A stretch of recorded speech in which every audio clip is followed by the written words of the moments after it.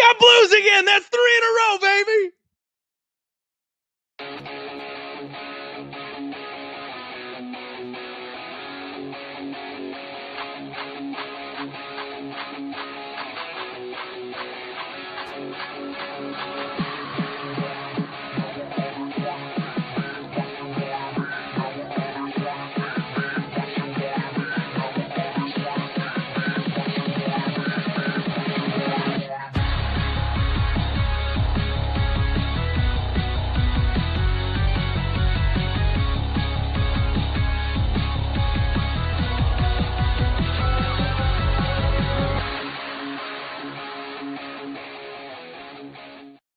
Happy Monday, degenerates. Welcome on back to the Die Hard MMA podcast. I'm your host, as always, your boy, Clint. We are coming off of UFC Abu Dhabi, and that's right.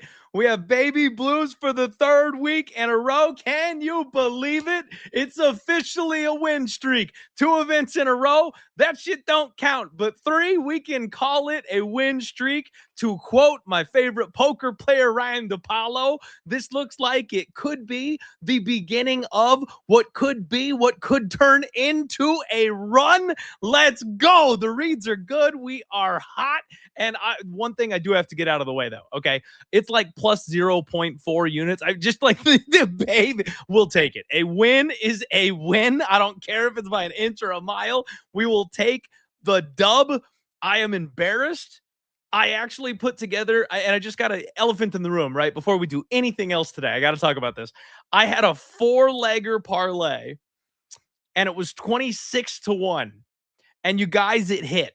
It absolutely hit, okay? But here's how you know you're dealing with Honest Abe Degen over here, your boy Clint, right? Because I got cold feet, all right? I got cold feet. I was scared. I chickened out.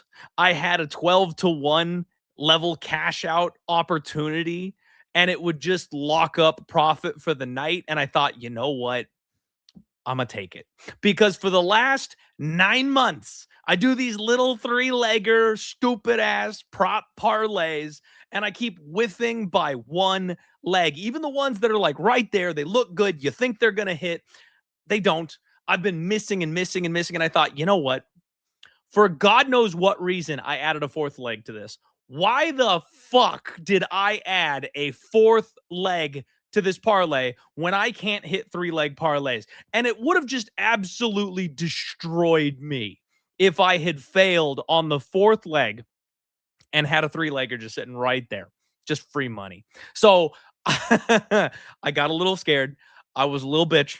I hit the cash out button. I took it. It was up 3 units. It's actually the reason we're profitable on the night. So, you know, it all worked out, but the 4th leg would have hit.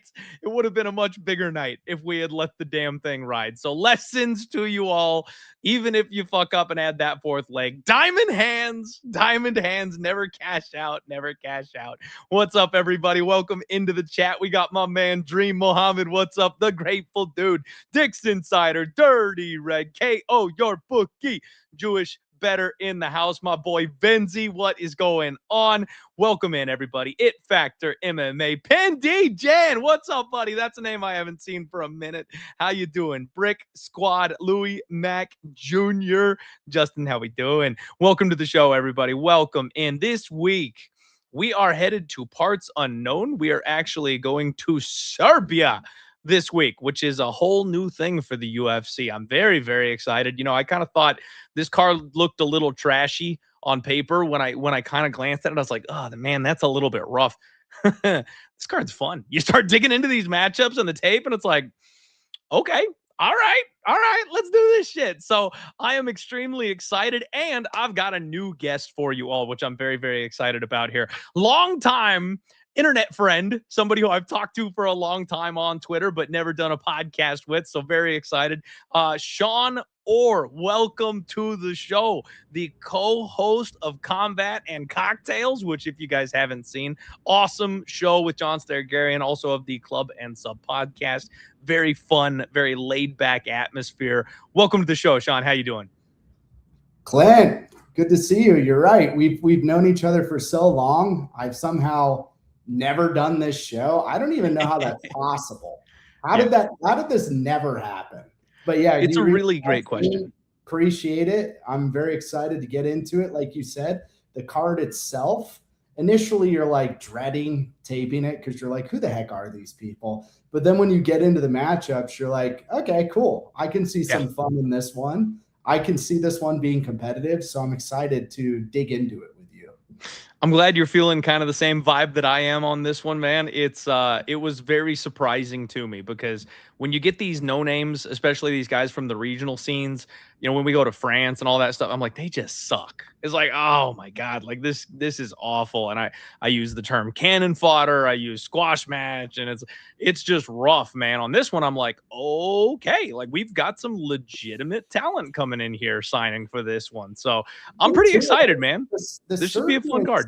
The Serbians, they all fight differently. Did you notice that? It's like you figure like, you know, from a country, a lot of people fight the same, right? You look at Brazilians, Russians, they kind of fight similarly. But in Serbia, it's like they're just spawning the most random fighters. I don't know why a Duško fights one way, a Leka fights another way. You know, they're totally different humans. Rakić fights a totally different way. So yeah, it's a cool country. They're on the up and up right now for fighting. So this is going to be a good card. Dude, that's a very valid point, and that's really not something that I put together. That's now that you say it, you're absolutely correct. It is interesting because, you know, Russians, you get Russian grappling, and it's funny, guys. These guys are really exciting on this card. They're very interesting, and it is not a shared style whatsoever. So I'm excited to get into these breakdowns, man. But first, we got to give the people what they want. How'd you do last week at UFC Saudi Arabia? Massive chalk card, only one underdog on the entire board cashing. How'd you do? So I'm a little bit of a different bettor than some people. So for me, the previous card, it was the first card in forever where I got absolutely cooked. Worst card of the year. I looked at that card. I didn't see any immediate value. Typically, I only tape what I'm going to tape, right? But for a show like this, I tape the whole thing. So all I did was live bet, and I did okay. You know, I woke up early. I had my coffee. I did fine. There was some fun matchups, some hilarity, right? Probably the highlight of the night for me was Thomas Peterson crawling away on all fours, completely out of a leg lock, right? Walter's just holding onto the ankle, okay? It's all he's got. And Peterson, you can see the look on his face. He knows what's coming. And Walter just kind of butt scoots his way closer and puts him into that calf crusher. So there was just a lot of funny moments. I was excited for Temirov, get that knockout. I don't think a lot of people pointed out that the whole thing was set up. I don't know if you saw this, by him stepping on Usyk's foot. He didn't actually he didn't hurt him. So they came in, he steps on his foot and he trips. And Temirov just decides, hey, this guy's kind of off balance, and he just starts swarming him. And, you know, after about like 30 seconds of trying to throw haymakers at him, he started landing a few, but then he landed the big one, right? But it was all off of stepping on his lead foot. If you go back, that's crazy. Really interesting. I did not notice that. Yeah, it's a cool fight. Yeah, dude, that's wild. I'm gonna have to go back and double check that. I'm an Usyk fan, so I was doing this thing. I was, you know, screaming in horror as my boy Steve Usyk got caught. I will say, that was one that honestly I should have just bet against my guy. It was a head versus heart situation. I didn't want to bet it because I kind of knew. You know what I mean? I even said it on the show, man. I was like, this fight was designed for this dude to get a highlight reel KO, because if he connects on Steve, that chin is just gone these days. Yeah. The tall man defense, it's not good. And that's interesting because he was doing a good job of kind of like rolling and moving and avoiding that big shot. Him getting his foot stepped on that's a crazy pickup, dude. I'm gonna have to go back and look the whole at that thing, man, because you're right. He kind of had a good range the whole fight. He was picking his shots. I think he knew he had to survive an early onslaught, but yeah, he just got tripped. And then that's crazy. It was out after that. I'm excited to go back and rewatch the fight now that you caught that. You know, the other one, I'll be honest with you, I'm happy to have a little bit of a win. You know, break even is winning in gambling these days. I'm happy to come away with a little bit of plus next to my name, but I made two mistakes. I should have absolutely hammered Temirov. The KO prop was plus 250. I knew it was coming. I just didn't have the stones to bet against my boy because I wanted to see the resurgence of Ursig. The other one was Muhammad Saidov. I've been fading Dustin Jacoby in his last 3 fights.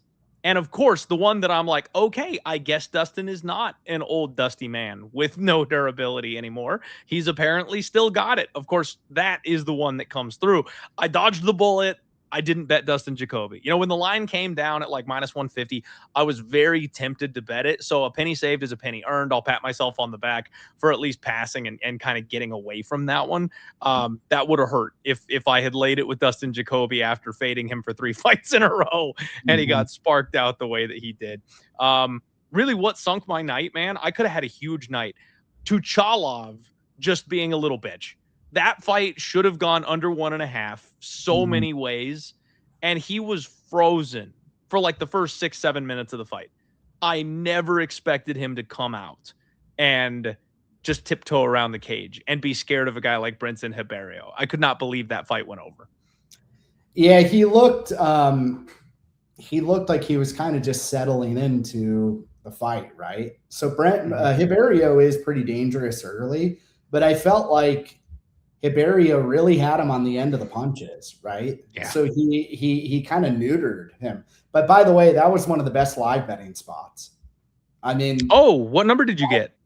I mean, I think at one point I got like underdog, but I was just betting in little by little by little by little. I don't know what the average price was, but like his price was sinking because, like, you know, the commentary was like, oh, this guy has UFC jitters. Like, he just doesn't look good out there. And obviously he didn't. But it was sort of just to be expected, right? All of us who watch the fights day in and day out, we know who Ribeiro is. Yeah, no kidding. So it's the same thing as the McKinney and Bobby Green fight the other week, right? Bobby looks like he's dead to rights. He's plus 800 live. Sure. We all know McKinney. So you can find these little spots like that and really clean up, you know. But you are right. It should have went under 1.5. He's the more skilled guy, I think. Yeah, and I thought that would have shown out. I got my prospects backwards. I thought Tuchalov was going to be the big one that got the round 1 KO, and I thought Saidov was the one that was going to struggle with a guy like Dustin Jacoby. I flipped it, man. I got it backwards. I will say I am incredibly disappointed, as always, with Magomed Ankalaev. I'm a Magomed hater, if you don't know, Sean. Can't stand the guy. Don't want him anywhere near the belt. The fact that he had an absolute snooze fest of a 5-round fight again. And we all were tortured sitting through it just for him to not cash my plus 750 submission prop, even though dude doesn't know how to do a rear naked choke, Sean. Like, you are a man who held gold at the UFC level and you don't know how to do a rear naked choke. He had a helpless baby of an opponent who doesn't know how to grapple, who is exhausted and ready to quit at any minute. All you got to do is just squeeze for more than 2 seconds, and he couldn't get the tap. I'm embarrassed for Magomed Ankalaev. Send him to the PFL. I do wish I had bet him, though, and laid the price because it was easy work. It was very easy work. Some of these big chalk favorites have just been, like, super easy. But you're right. You hit the nail on the head. Bogdan, he was ready to quit. So he would have happily have taken a legitimate choke. But Ankalaev just kept – you know, he would have the choke and then he just wouldn't even squeeze it. I don't even know. He would bail. Like, what? Yeah, he was doing that Kobe. You could have neck cranked the guy. He would have tapped. Yeah, I don't know. I don't know what was happening there, man. By the way, I'm just in general a Dagestan hater, so he falls within the I just the slow molasses paces of fighting out of that region. Like, I get it, they win fights, but it's not for me personally. Yeah. You know, I will give them credit, though. Guys like Chanko are restoring my faith in Dagestan. If they come out striking like that, you know, we'll turn that opinion around. Yeah. I got into it with some guy on Instagram, Sean, because he was I called out Magomed for not being able to finish the choke, and he's like, clearly you've never grappled. And I back in the day when I was training, I'm a BJJ blue belt. Like, so I'm like, I know what I'm talking about. The fact that he had the choke and like refused to put his second hook in, I'm like, what are you talking about? The choke was not there. Like, if he wanted it, it was there. He just didn't want it. It was embarrassing. Yeah. Real quick, I got to address my boy, Nigel Lee, in the chat. Buddy, you joined late. The elephant in the room was the first thing that I addressed, my friend. Go ahead and time skip back to the beginning. I literally talked about it, my man. I appreciate you looking out for me. I know you want the best for me. But yeah, no, I talked about that one right at the top. So I appreciate you, my friend. D, what is up, buddy? Glad to see you in the chat. Thank you for being here, my friend. All right, guys, that's enough. That's enough of going back and talking about things of the past. Let's go ahead and dig into this week. We're headed to Serbia. It's UFC Belgrade. We're joined by my man, Sean Orr. Please give him a follow, you guys. I've got his information in the description of the video below. So if you don't know who he is, or if you haven't seen his stuff, he's a fun follow on Twitter. He's a very good bettor, and he does a show with a friend of the podcast as well. So make sure you're checking him out, support him, give him a follow, and let's dig into this card. First fight of the night, UFC newcomer Marina Spasic takes on Stephanie Luciano. And Sean, I am a absolute degenerate. I love me some women's MMA. I don't care. I know everyone hates on it. I'm a fan. I'll tune in every single time. And Stephanie Luciano has caught my eye. 7-2-1, 25 years old. She's 2-1 so far in the UFC. Only loss, my girl Sam Hughes. They gave her a split, which, let's be real, that wasn't a split. Sam Hughes didn't deserve to be disrespected that way, but I digress. Her UFC debut was a rematch from her Dana White's Contender Series fight, which was super weird. That's the one where she had the draw with Talita Alencar, and they signed them both anyway. She dominated. She came back and showed what's what, really let people know kind of what was going on. In her last fight, she bounced back. She got on track. She got a win against Ravenna Oliveira. I felt like that line was wide. I got kind of suckered in by Ravenna dropping 2 weight classes and like taking her career seriously. I thought maybe there'd be a bit of a strength issue there, you know, stuff like that. But she handled business. And not only that, she flexed a little bit, man. She showed some good grappling. She showed some good ground and pound. This is normally, guys, where I'd queue up a clip and I'd show her beating the ass of Rębecki and then taking her back and choking her out. But it takes like 40 seconds, so it's way too long for the podcast, and I will get copyright struck, so I can't do that for you on this one. But Luciano is really long, great frame, precise striker. She's mean, she's fast, she's got good killer instinct. Her grappling's improving. I love this girl. Her opponent, Marina, coming to the UFC at 7-1. She is 32 years old, and she's making her debut off of Brave FC. You guys are going to hear that a lot tonight. Half of this card was signed off of Brave FC. She's training at Thunder Top Team with a guy like Duško, who we'll talk about a little bit later in the card. And frankly, man, she's a predator. Like constant pressure, always on the front foot. She keeps her hands up high and just kind of walks into range. She's really heavy on her feet, but she can still kind of hop and glide when she needs to change ranges and get out of the way of something. She's got very good in and out, forward and back movement, a fast 1-2. She really does have an accurate right hand, that right cross when she decides to fire that thing off. Sometimes she'll load up on it and you can see it coming a mile away, but when she throws in combos, that's kind of the damage dealer. She's a BJJ blue belt. She's willing to step in and take a shot to deliver one back. She kind of melts people from what I've noticed on the regional scene. She just refuses to kind of fuck off and keep coming forward until she does damage and gets her opponent on the back foot. Stephanie Luciano is a -285 favorite in this one. Marina is coming in at +230. And if my memory is correct, I think that was a little wider. I think Stephanie was up and over -300 just yesterday when I first was taping this. So it looks like maybe at least a little bit of action coming in on Marina to shorten this line up a bit. And I'll be honest with you, I kind of see why. I am super high on Luciano, but I don't think Marina is just the local bum being brought in to lose this fight. And if you think about Luciano's fights, even though she's looked impressive, she is 2-1 in the UFC. Ravenna Oliveira is kind of a free check mark. She's going to lose her job. She's a nobody at this point. The win against Alencar, that's at least, you know, respectable. But then her other fight is a loss against Sam Hughes. She's not there yet. She's young. She's improving. We believe in the upside. But this is probably going to be a pretty good fight, man. What do you make of this first matchup? Yeah, I think that Luciano has pretty much advantages everywhere. Like if you think about WMMA, it's all about the meta, right? And the meta of WMMA is just do stuff. And Stephanie does a lot of stuff in her fights, right? So I understand that the price is, you know, pretty wide. But you know, Stephanie, she has many options here. We've seen that she can counter strike because she's kind of polished her game a little bit to be, reactive as well as proactive. We saw that in her last fight.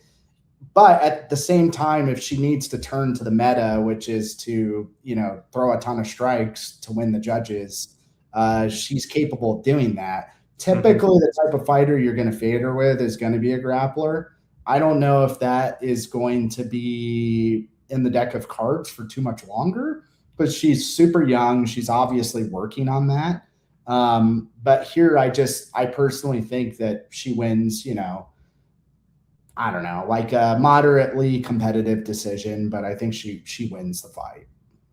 Yeah, you and me are going to be on the same page on that one, man. A lot of times I like to look for value for the women's MMA stuff. I want to prop, I want to finish, I want an inside the distance if I can argue for it, that kind of thing.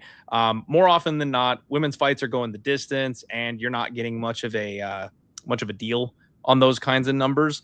But with how big of a favorite she is at -285, man, if her decision prop is like -150, I think that's the way to go. It's what? It's -125. Wow. Okay. See, that feels like a steal. I didn't even know we had props up yet for this one. Let me open up Bet Online here so I can at least see what's going on over there. Man, that feels clean to me. As much as I'm high on Stephanie Luciano, this is the kind of fight where I think getting that decision prop discount makes a lot of sense. Like, she could finish, but more often than not, I see this as being a very competitive fight. I mean, WMMA in general, usually like a floor price is like -500 to go the distance. Yeah, I would say. So you can kind of skim some profits off these decision props if you can find the liquidity, especially early in someone's career, right? So she's pretty early on. So there's not a ton of information out there. So they'll give you these -125, -110 discounts, the occasional +115, 120, +125. As their careers progress and they're racking up tons and tons of decision wins, which women do, then suddenly the prices start to hit that -150. You'll see them up to -185 range where they start to become a little more risky. So I agree with you. I think that that's the way to target it. If you're the type that has to bet every fight, it's Luciano -125. That's me. Yep, I like it. Me. Yep, and that's what I love about it, man. I love bringing guests on that have like differing styles and different philosophies for betting, so the people listening can kind of get a different view or a different approach, that kind of thing. I'm trying to get better about tightening up and making sure I really like pick my spots, and I say that coming off back-to-back cards where I had like 12 plays on each of them. So I'm failing miserably. I can't help it. I'm a degen. I'm a volume guy. I hope I'm right more than I'm wrong, and I just got to kind of steer into it. It's your style. Yeah, whatever. So not everybody has to bet like me. Not everybody has to bet like you. You should find your own thing. Like you said, you like women's fights. I love women's fights for betting. I think it's probably the best market for betting personally. So I win a ton of money on women's fights, but some people go, I will never touch them, So everybody's got their own thing, right? That's your thing. For sure. I got to shout out my man, Danny Lags. Like he impresses me every single week because he'll snipe 2 plays. Like he'll pocket 1 unit and just be like, done. It's like, I can't do that shit. I gotta swing for the fences, man. When I play Pai Gow at the casino, I gotta have chips on the bonus looking for the, $300,000 jackpot. Like I'm not looking to make $10 and get out of Dodge. Oh, I'm the guy that watches you and roots for you, but I would never go. Yeah. Well, I appreciate it. The good vibes go a long way. All right, guys. Next up, you've got Javan Leka, and he's taking on Alexander Popek in this next fight. We've got some big boys to talk about. Now, Javan Leka is 13-2. He is 24 years old. He actually won a decision on Dana White's Contender Series, and they did not give him the call. They were like, you know what? No thanks. I think we're good. And that's always a massive red flag to me. When Dana White's like, you know what, we're not going to pick you up, and then maybe they call you back for like a second Contender Series, that's the giant red flag to me. When you do work your way into the UFC, it's like, all right, not quite as bad. So it's like a yellow flag, not a red flag. But it always makes me wonder, right? I went back and I rewatched that fight. The guy he fought was Azamat Nurfaliev, and he's from Uzbekistan. And Sean, he looks like he's really fucking good. Like, you watch that fight, and it's like, this guy is a real monster. And Leka took everything he had to offer in the first round, showed good defense, showed a good ability to get back up to his feet, and then showed good cardio and good fight IQ to work his way back into that fight and get the win. And it was a situation where that threat of the takedown kept him measured for the second 2 rounds of that fight. He didn't really go for it the way they want you to on Dana White's Contender Series, because he was worried about defending takedowns from this monster grappler that he got underneath in the first round. So in my mind, I'm like, that's a really solid win in hindsight when you go back and check it out. So I start looking at his regional stuff. He's a monster. He's blowing people out of the water when he's not fighting UFC caliber competition. Heavy hands, good vision, solid defense, big power. He lines up that right hand like a sniper and puts people down. He's a BJJ purple belt. He's got that bully fat man BJJ style where he'll just smother you on top, and he does look for ground and pound. He does look for elbows, and then he threatens submissions constantly. It's kind of Hamzat-esque, where like, I'll punch you in the side of the head until you lift your jaw, and then I'm attacking the neck. And if you decide to tuck your chin, I'm just going to go right back to punching you. I really like Javan Leka after watching his tape. Alexander Popek is 21-5. He is 34 years old. He looks like he's related to Zach Reese somehow. He was on PFL Challenger Series a long time ago. He lost on that, and he's coming off 4 straight finish wins to get the call up to the UFC. He did have like an illegal knee disqualification where, in theory, he could be on like a 6-fight finish win streak right now. He's a natural 205er, Sean. He's taken this opportunity. He's moving up to 265. He's a solid, big, meaty boy at 205. But moving up to 265, watching his tape, it looks like he's a really good hammer and a really bad nail. He's fought an extremely low level of competition. He feels a little bit like a can crusher to me. And I don't know what he's going to look like when he's not the bigger man. You know, watching that PFL Challenger Series fight, he didn't have the skills to hang with a guy that was able to like mix the fight. When he got taken down, he didn't really know how to handle that. He would wind up on big power shots, and if he missed and he got dumped, he was just stuck. And then he started getting cautious about throwing because he couldn't get up from bottom, and it was just kind of a mess. And I'm not sure what he's really even good at. Like, he really just loads up on one big wind up, one at a time power shots. And he's got a nice teep kick, like that stabbing front kick. That's the one thing I noticed that I'm like, okay, that's a good move for him. Everything else is just kind of mid. I feel like he's just a big boy. The UFC needs 205ers. The UFC needs heavyweights. And this guy got the call because they're in the region. I like Leka this week, Sean, and I like it a lot. I've only got one play locked in so far coming into the show. Usually I do all my damage and, you know, put my stuff in after I talk to my guest, and sometimes I'll wait for weigh-ins. I'm not usually the first guy to the market, right? I've got one bet in this week. It's a 2-legger parlay, and the first leg is Javan Leka. I really like him this week, especially going up against a guy who's fighting in the wrong weight class. I know sometimes heavyweight is soft, and these 205ers that are really skilled can hop up and make a difference. This guy is not that. I think he's the classic bum heavyweight that needs to be bigger than you to win. So the skill edge is not going to make the difference here. I like Leka. What about you? How do you feel about this fight? Yeah. So, I mean, there's a lot to cover with it, right? So Leka, I mean, I guess I'm not quite as bullish as you are on his skills, but I see what you're saying. I think there's a lot of positives that you highlighted, but there's also maybe some negatives. I do feel like he's, you know, he looks a little green in some transitions to me. He also looks a bit reactive to shots. But that being said, I don't think Popek really presents the troubles that will exploit Leka's deficiencies. That's my opinion after watching this. I think Popek, you said he's kind of mid everywhere. I sort of agree. He's a bit of a generalist. But one of the problems that he has is that he pretty consistently is, when he's throwing his strikes, is crashing into the clinch. And you had mentioned that, you know, this is a light heavyweight against a heavyweight, but more importantly, this is a middleweight that did steroids to go up to light heavyweight, who's now fighting at heavyweight, right? Because he fought at middleweight, bro. He fought at middleweight for most of his career. I did not catch that. He juiced, and now he's a light heavyweight, right? You can clearly tell that once he was out of the American circuit, he also started to enhance himself a little bit more. But I don't know. I feel like Leka, even though he's pretty raw in general, he can use that, fat body to, exploit the weight difference. Everybody who has followed me for forever or privately discusses fights with me knows I'm a bit of a size queen when it comes to fights. I made a lot of money this way, and a lot of money recently this way.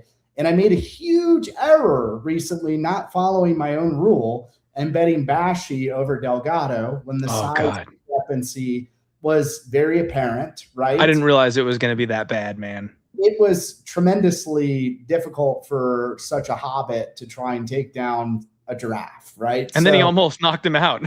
Yeah, exactly. But what I'm saying though is size, a lot of people talk about different measurements with fights. I do think size matters a ton in a fight, a ton, especially when one guy, Topiq, he clearly goes into the clinch, right? So what's he going to feel in the clinch when there's a true heavyweight who, to Leka's credit, he has a decent takedown that he likes to drive you over his hip from a body lock. He's pretty decent at it. I think the main complaint and the reason why they didn't sign him off Contenders was that his opponent was clearly dead. He was clearly gassed, and Leka didn't step on the gas. And I will say, just in general, from a betting angle with this fight, I'm personally more inclined to overs here. And the reason for that is because I feel like Topiq is a bit of a neutralizer. That's the way he fights. It's set at 1.5, which is kind of crazy to me, just looking at the matchup. And I think even if Leka is on top, I don't think Topiq is like easy to kill from bottom. So I don't know. I think most of the finishing upside is probably Leka yeeting him very early, just landing a nuke, right? But like outside of that, like how much finishing equity does Topiq really have? So I think overs are generally going to be pretty interesting here. Interesting. I would say let the price action sort of settle because there's going to be some action on it. But I think if you pay attention to it, you may be able to scalp like a -150 on that over. Okay. All right. I don't mind the overlook at all. I do think, I'm going to go with sub. I think Leka's going to submit this guy. I do think he'll kind of hit those level changes. He'll hit that body lock takedown like you're talking about. And then as the fight kind of goes a little bit deeper, I think he'll just be too big and too muscly. And I like that arm triangle that he's got. I think he'll end up getting him stuck on his back and tapping him out. So whether it's a decision, knockout, sub, like I think that's why I went money line, because it could happen any way of the three. But my official prediction is that I think it's going to be a submission. One note, speaking of submission, he is, I felt like I was in the dark ages of MMA when we used to watch this way back, because he actually attempted a smother submission on Dana White's Contender Series. Oh, did he? He did. He literally attempted a smother. I think it was in round 2. He like hiked himself up and was like putting his body fat. And the guy was on bottom trying to get out. Dude, it was so funny. That's rough, man. This guy Leka is a riot. I think if he wins, it's good for the sport because he's just an interesting fighter. We need more Walter Walkers in the UFC. So I agree. Give me more. We're rooting for him. One time I actually got submitted like that in the gym, and it was because this super fat kid came in and he had like a sweat logged t-shirt, and so the shirt like got in my mouth and was like plugging my nose up. So like I was trying to be nice and be like a good training partner for his, first jiu-jitsu class ever type thing. And I was kind of taking it easy on him. And then he got like so hyped up about because I tapped because I couldn't breathe because his fucking shirt was like covered in sweat and smothering me. So I tapped and he got like super amped up. He was so happy. He was so excited. And I was like, no, I tapped him like 6 times in like the next 2 minutes to just make sure he was aware of what was really going on. I was like, no, we're not playing that game. Man, there's some nasty stuff that can happen on the mats. That's one of them. It's true. It is true. You never know. And then one of my old time favorite buddies was about twice my size, and just every single damn time took his shirt off. Hairier than you can believe. Just a gorilla. And it feels like you're getting rug burn on your face every time you grapple with him. One of the best comp jiu-jitsu guys in Arizona, at least back in the day when I was training, he would purposely make his feet really freaking nasty. Like these things were like yellow, and they had like not scabs, dry skin, but it was like that yellow, nasty. That's dirty, man. And dude, what he would do is he would use his feet as weapons on you. So like he would hit your face, he would hit your neck. It was foul, bro. But that was the case of like, you know, you remember Matt Limlin used to purposely not shower before fights in multiple days. So that was like the Wild West. Like that type of stuff is not acceptable anymore. You're not allowed to do stuff like that. That's the kind of thing you got to clean that up. You can't be doing that shit. Dix Insider wants to see the Mother's Milk sub. My boy Vinzi saying no joke. Walter sub's gone. Boy, I would love to see it. Him taking a heel hook off of Cyril Gahn and winning UFC gold that would make my day. I would love every second of that. All right, guys. Next up, we are talking Nina Milošević taking on Hailey Cowan. And Sean, I used to pray for days like these. I am so incredibly grateful, you guys. I feel just so blessed. You have no idea, because we have been fading the ever-loving shit out of Hailey Cowan since the day she stepped in the cage. Sean, it's not every day that you find a fighter that you can circle, whether it's bet on or bet against, that you just nail perfectly. Well, that is Hailey Cowan for me. I said, this chick is ass, and I'm going to bet against her every single time. And after her last fight, doing what she did, getting finished the way she did, I said, you know what? I'm really glad I made my money, guys.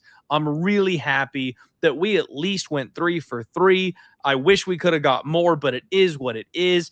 Boys, they are bringing her back. We got one more. We got one more in us. We're going to fade Hailey Cowan one more time on Saturday, and I'm so happy.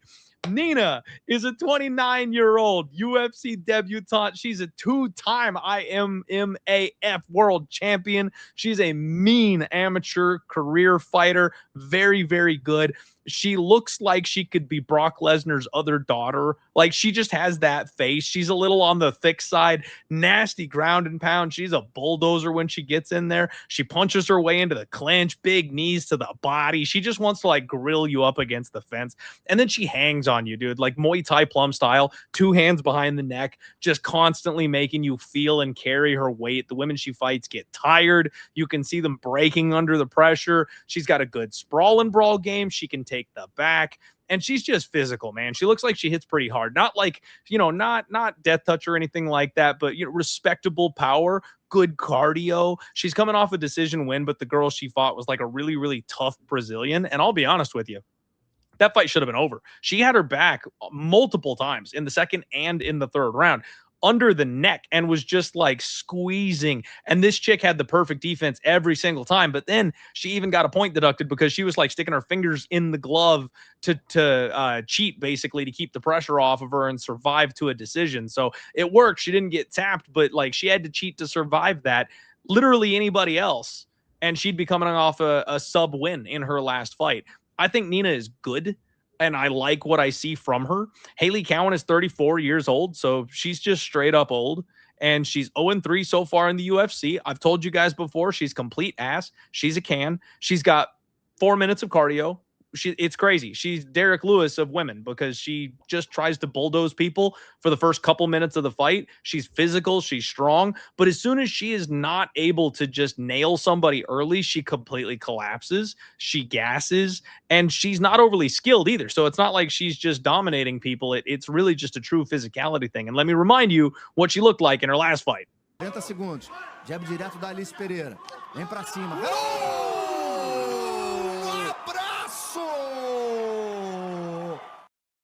I mean, iced, man, completely out cold. I promise I'm not always going to just dive in at the beginning of these fight breakdowns this hard, Sean, but this is my two-legger parlay, people. If you couldn't have figured it out, we went Javon Leka and we went Nina. It's minus 122, and I put 3.66 units to win 3 on that. I love this parlay. I'm getting one last shot at fading Hailey Cowan, and I'm more than happy to do that. So tying this chick up with Leka, I like this parlay. It would be bigger if there were less unknowns. Like, you know what I mean? If she had been in the UFC once or twice already, I'd feel way more confident. This would be a nuke level parlay. If Leka wasn't making his UFC debut, you know, those kinds of things, I'd be just like, I almost went bigger on this, you guys. I almost went for like a max bet style situation. Pump the brakes. Both these people are new. Gotta, you know, have at least a little bit of composure here, but I like it, and I like it a lot. What do you make of this one here, Sean? I'm excited. Yeah, she's obviously very skilled, right? It's a UFC debut, so you've got to factor that in. I would say in general, like if you compare the two, I would say Nina has more of the traditional skills, right? And she obviously is pretty heads up while she's fighting. She's always looking for opportunities to finish or to improve her position. So I would say based off what I watched, she looks pretty solid. It's just sometimes difficult to tell when they're fighting the opposition they're fighting, right? She's obviously a much larger person than the people she's fighting in a lot of these fights. So we'll see how she matches up in stature to Hailey. I would say at the current line, though, like, I don't know if I could do business with, like, what is it right now? It's like minus, like, dude, we're like in the minus like 440 range on Nina. I mean, that's pretty crazy. So, I'm not going to touch this fight. So that's my personal opinion. I think the only way I'd touch the Nina side at this point would be to bet her like submission prop. And then the only way I would touch the Cowan side is to bet her money line. I feel like Cowan presents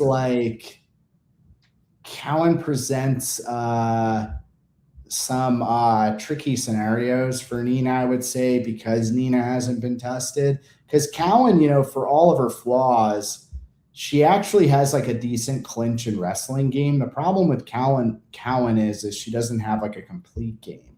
She's short circuits. Her striking, I don't know, seems kind of wonky to me. Like, she's good, but like she can only put it together in spurts. So for me, I don't know if I'm in the Cowan business. She feels like she's on the way out, right? But I would say from a money line standpoint, not talking about, you know, your parlay and how you set it up, because you probably bet that like a couple of days ago, right? Or yesterday? Yeah, yesterday. Yeah, so you bet that. Same price. Luckily, the lines haven't moved or anything like that, but. Okay, so, man, I don't know, man. It's going to win for sure, but you know how I am, man. It's like I look at the value, the line value, and I'm like, I feel like Nina's going to win, and she's going to look like 70%. Whereas, like, the line is implying like she's like 80, 82%. You know what I mean? Mm-hmm. So for me, I think she's going to win, but I don't necessarily want to invest, if that makes sense. But no, that makes perfect sense. And that's where it's Cowan, right? I'm trying to balance the value with the just win. You know what I mean? Because there are certain situations where I see people that just, you know, the empty-headed, smooth brain, just pick winners. You know what I mean? Like that whole thing. But to some extent, that's real in MMA. You know what I mean? We know a squash match when we see one. Yes. We know a minus 600 that's like, oh, zero chance here. You know, even last week, Brinson Ribeiro was not going to win that fight. He tried his damnedest. His opponent did his best to fumble the fight. He still won. You know what I mean? So like, even when everything goes wrong, he still won the fight. So it's a money line game. And I try to be a value boy. I really do. And I go dog hunting every single week. I'm always trying to find a spicy line where there's not enough, you know, there's a little too much extra juice on there. But some of these, I'm like, I got to get into these two-leggers. That two-leggers close to even money, just get me the win, just get your hand raised. And frankly, this week, it's more because it's Hailey Cowan than anything else. So I got to take my shot to fade Hailey one more time. Well, to your point, I will say, so early on when I was betting, I did very frequently, I would have, like, I call them a 5X bet. It was basically like a two-legger. It was usually some kind of a total with a money line that was a squash. And it's a pretty easy way to build your bankroll. You just have to be smart about it. It can get you into some trouble sometimes because I've lost some of them. But it is a real thing, like you're saying, in MMA. You can put together these parlays where it's just obvious and maybe neither of them look like, wow, I had like a ton of value here, but it's like I got a ton of money. So who cares, you know? So I agree with you. With your I like to call them low-hanging fruit, and I'm trying in 2026 to target those more often, because if they're just dangling that out for you, take it. And that's, you know, I'm not sure if this one classifies as low-hanging fruit, but I think it is. So we'll see. That's where I'm at. You've won all this money betting against Cowan so far. Why would you stop? As long as Leka doesn't fuck it up, I feel great. As long as Leka doesn't blow the first leg, I'm going to feel great going into this next fight. Yeah, I like it. Real quick, I got to shout out my man Dravi in the chat, $13.99 with the dono. Thank you, my friend. He says, spending some Walter, Walker, and Timurov money. Good luck this weekend, boys. About to go for a drive. I'll be listening. Dravi, my man, good to see you in the chat. Thank you very much for the donation. I really appreciate it. And more than that, congrats on that parlay. If you guys didn't see, Dravi made just the sharpest two-leg prop parlay I think I've ever seen. It was Walker round 1 sub paired with Timurov round 1 KO. And just the things where it's like, okay, so these are the win conditions. Not only are they the win conditions, but they're also the obvious victory circumstances that it was like an insane 36-1 or something. Dravi smashed on that thing. So I appreciate you sharing the riches, Dravi, my friend, and I will get with you because he's another guy on my list. We got to get him back on the pod one of these days. We were supposed to have him on the show, and then we had some scheduling issues. So we'll circle back and we'll get that done, man. I appreciate you stopping by the show. Thank you very much. Dirty Reg says, can we trust Nina inside the distance or not? Now, I wouldn't trust her inside the distance. I think anybody can knock out or submit Hailey Cowan, especially in rounds 2 and rounds 3. So I do think there's a very real opportunity for her to sub here because of, like I mentioned, the gas tank issues. And frankly, Hailey's got to know it's over, man. Like, she's fighting for the pink slip this week, but after getting finished the way she did in her last fight, being on a 3-fight losing streak, not having UFC win, like, where's her head? I don't expect her motivation to be fantastic coming into this fight. I don't expect her confidence to be sky high coming into this fight. If she's got one foot in the grave, if she doesn't, run that extra mile in the morning because she knows it's over, tired people tap. I always say that. I think the submission is going to be super live in rounds 2 and rounds 3 as she kind of starts to fade. I do think that'll be there, but again, I just expect her to win. I went big money line. I'm sure I'll sprinkle something with the sub prop. Dixon says, do you want to know, how do you say anchor in Serbia? Yeah, we need a Google Translate up here to see how you say that in Serbian. All right, guys, let's keep it rolling. We got more fights to talk about. And now that I don't have any pending action, we can maybe move some of these a little bit quicker here. Mateusz Gamrot takes on Kyle Prepelic in our next fight. Rębecki. Oh, geez, Mateusz Gamrot. Mateusz Rębecki. You were just waiting. Gamrot. I know, right? We were wishing it was Gamrot. No, it's Rębecki. It's Liam Pick's Fights doppelganger. He is here to go ahead and try and salvage his UFC career. Honestly, man, Rębecki is a really weird fighter because I feel like he's somehow kind of less than the sum of his parts. Like, he should be doing better than he is in the UFC, but he's really front loaded, and that's kind of played out over his UFC career so far. He's 20-5. He's 33 years old, but he's 1-4 in his last 5 fights. And I'm just disgusted that one win is somehow a win over my boy Miktabek Oralbai, which just makes absolutely zero sense. Run that fight back and Oralbai absolutely destroys him. He's a round 1 fighter, a power wrestler. huge power in his hands, hard leg kicks. He made Loic a sitting duck when they fought by just kind of destroying his lower body. He bites down on the mouthpiece and he swings huge power shots. In round 1, this man looks like a champion. This man looks like he would beat anybody in the first round. But then he just kind of starts to fade and he fumbles the bag. He's a bag fumbler. That's what he does. Great hammer.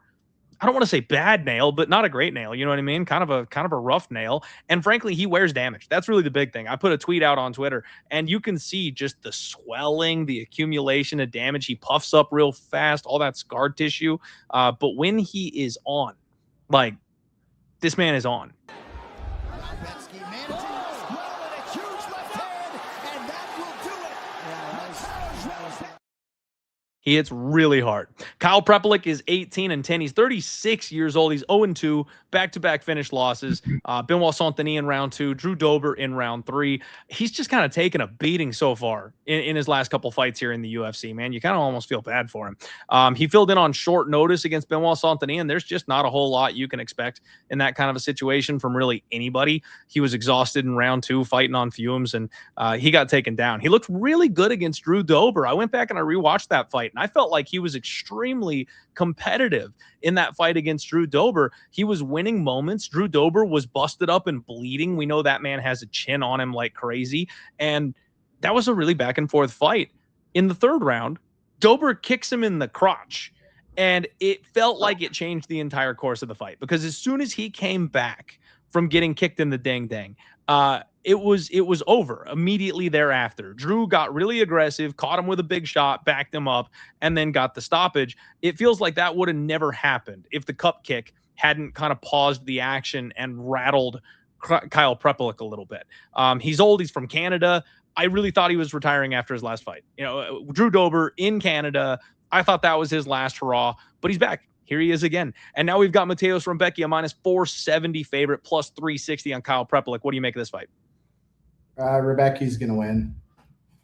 Is there really much to – I don't know. Is there really much to say with this? I feel like Prepelic is in UFC level. I think he fought his best fight against Drew Dober. He got unlucky, I feel like. But Rębecki is UFC caliber. He has beaten very good guys. To your point, one of Rębecki's biggest flaws is that his face just explodes with damage, right? It swells, like he swells up. His eyes turn into just purple mountains every time he takes damage. So yeah, I could see like maybe some competitive moments, but I think overall, I can't see a fighter of Rębecki's caliber losing to a Canadian. I mean, let's be real. So I'm just going to do what I've always done and just shots fired. That since George St. Pierre and David Loazu retired from MMA, you know, Canada is terrible at fighting. They don't produce many people outside of Jasmine. So I don't even believe in Mike Malott personally. So I'm with you there. So I think Rębecki is going to absolutely smash this guy, especially if he gets him down. The big problem with Rębecki, though, he doesn't usually fight to his strengths, right? So who knows what you're going to get, but I think that he's a justified mega favorite against a regional tier fighter, in my opinion. Do you think he's going to smash him? You know what? All this fight comes down to for me is never Mateusz Rębecki minus 500. Really? Never. In round 1, he could look like $1 million. In round 1, he could get Kyle Prepelic out of there. But if this fight gets extended, man, I saw him boxing up Drew Dober in the second round. Can Mateusz Rębecki handle that? Like, am I crazy? Is it a really hot take to say that Kyle Prepelic is super live in this fight if he gets out of the first round? How many times has Prepelic done that? And also, where do you see Drew at this stage in his career? Also, do you think that Drew – so here's another thing too. Drew does no attritional damage in his fights. Like when Rębecki strikes, he's going to punt your legs, bro. He's gonna totally disable you. You know, it's up to the other person to be gutsy enough to really fight him. And I don't know if I'd bank on a Canadian doing that personally. I mean, sorry, guys. Sorry, Canada. It's just not you. So – but you're right. Maybe you'll take the shot on Prepelic and maybe you'll be right. For me, though, I think that this would be a historically bad look for Rębecki, a guy of his caliber, or it would be like definitely time for him to hang it up if he loses to this guy. That's how I feel. Yeah. Well, I agree with you. I could just see it happening. You know what I mean? I'm gonna circle this one for a live bet, man. I'm gonna be watching extremely closely because it's simply never Mateusz Rębecki for me, especially at this price. You give me plus 115 or plus 120 on a guy like Mateusz Rębecki, we're having a different conversation. But if we're talking minus 300, minus 400, minus 500 Rębecki, what's not the doing fair that. price, then? What do you think is the fair price? I mean, I could see minus 250, minus 275, something like that. This feels to me like a play that the books said we don't want your money. You know, they recognize Mateusz is going to win this one, and they're not going to give you the right number in your parlays. They don't want you to do a 2-legger with Mateusz Rębecki. They're going to make you do a 3-legger. I would agree with that they have levied a huge tax on betting Rębecki for sure. And I'm just never paying tax on Mateusz Rębecki. So for me, I'm going to watch this thing extremely closely. And if we get out of round one, Kyle Prepelic is getting hammered, man. I don't care if it's 2-1 because he looks okay in round one. The longer this fight goes, the more I think Kyle Prepelic is in it. Now, I will say, you guys, Prepelic has been in the UFC not once but twice now. He got cut from the UFC when he was far younger because he was losing to guys like Austin Hubbard. Rębecki with the leg kicks and the wrestling, he probably does win this fight.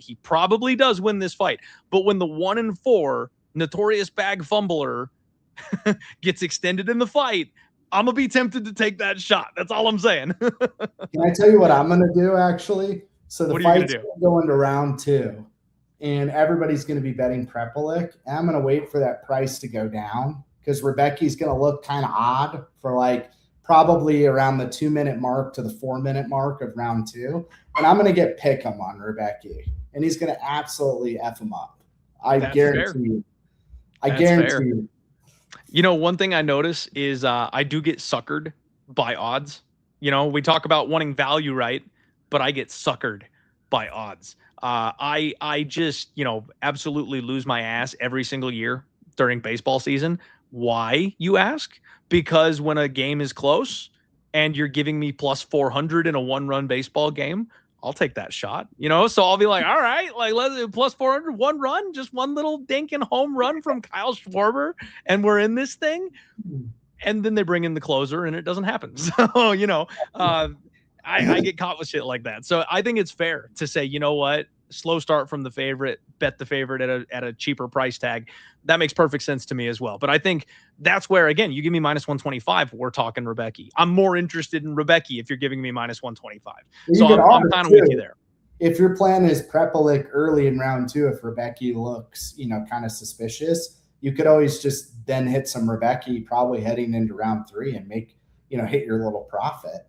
I do. That's fair too. You know, as long you'd just basically be fading the round 1 finish from Rębecki.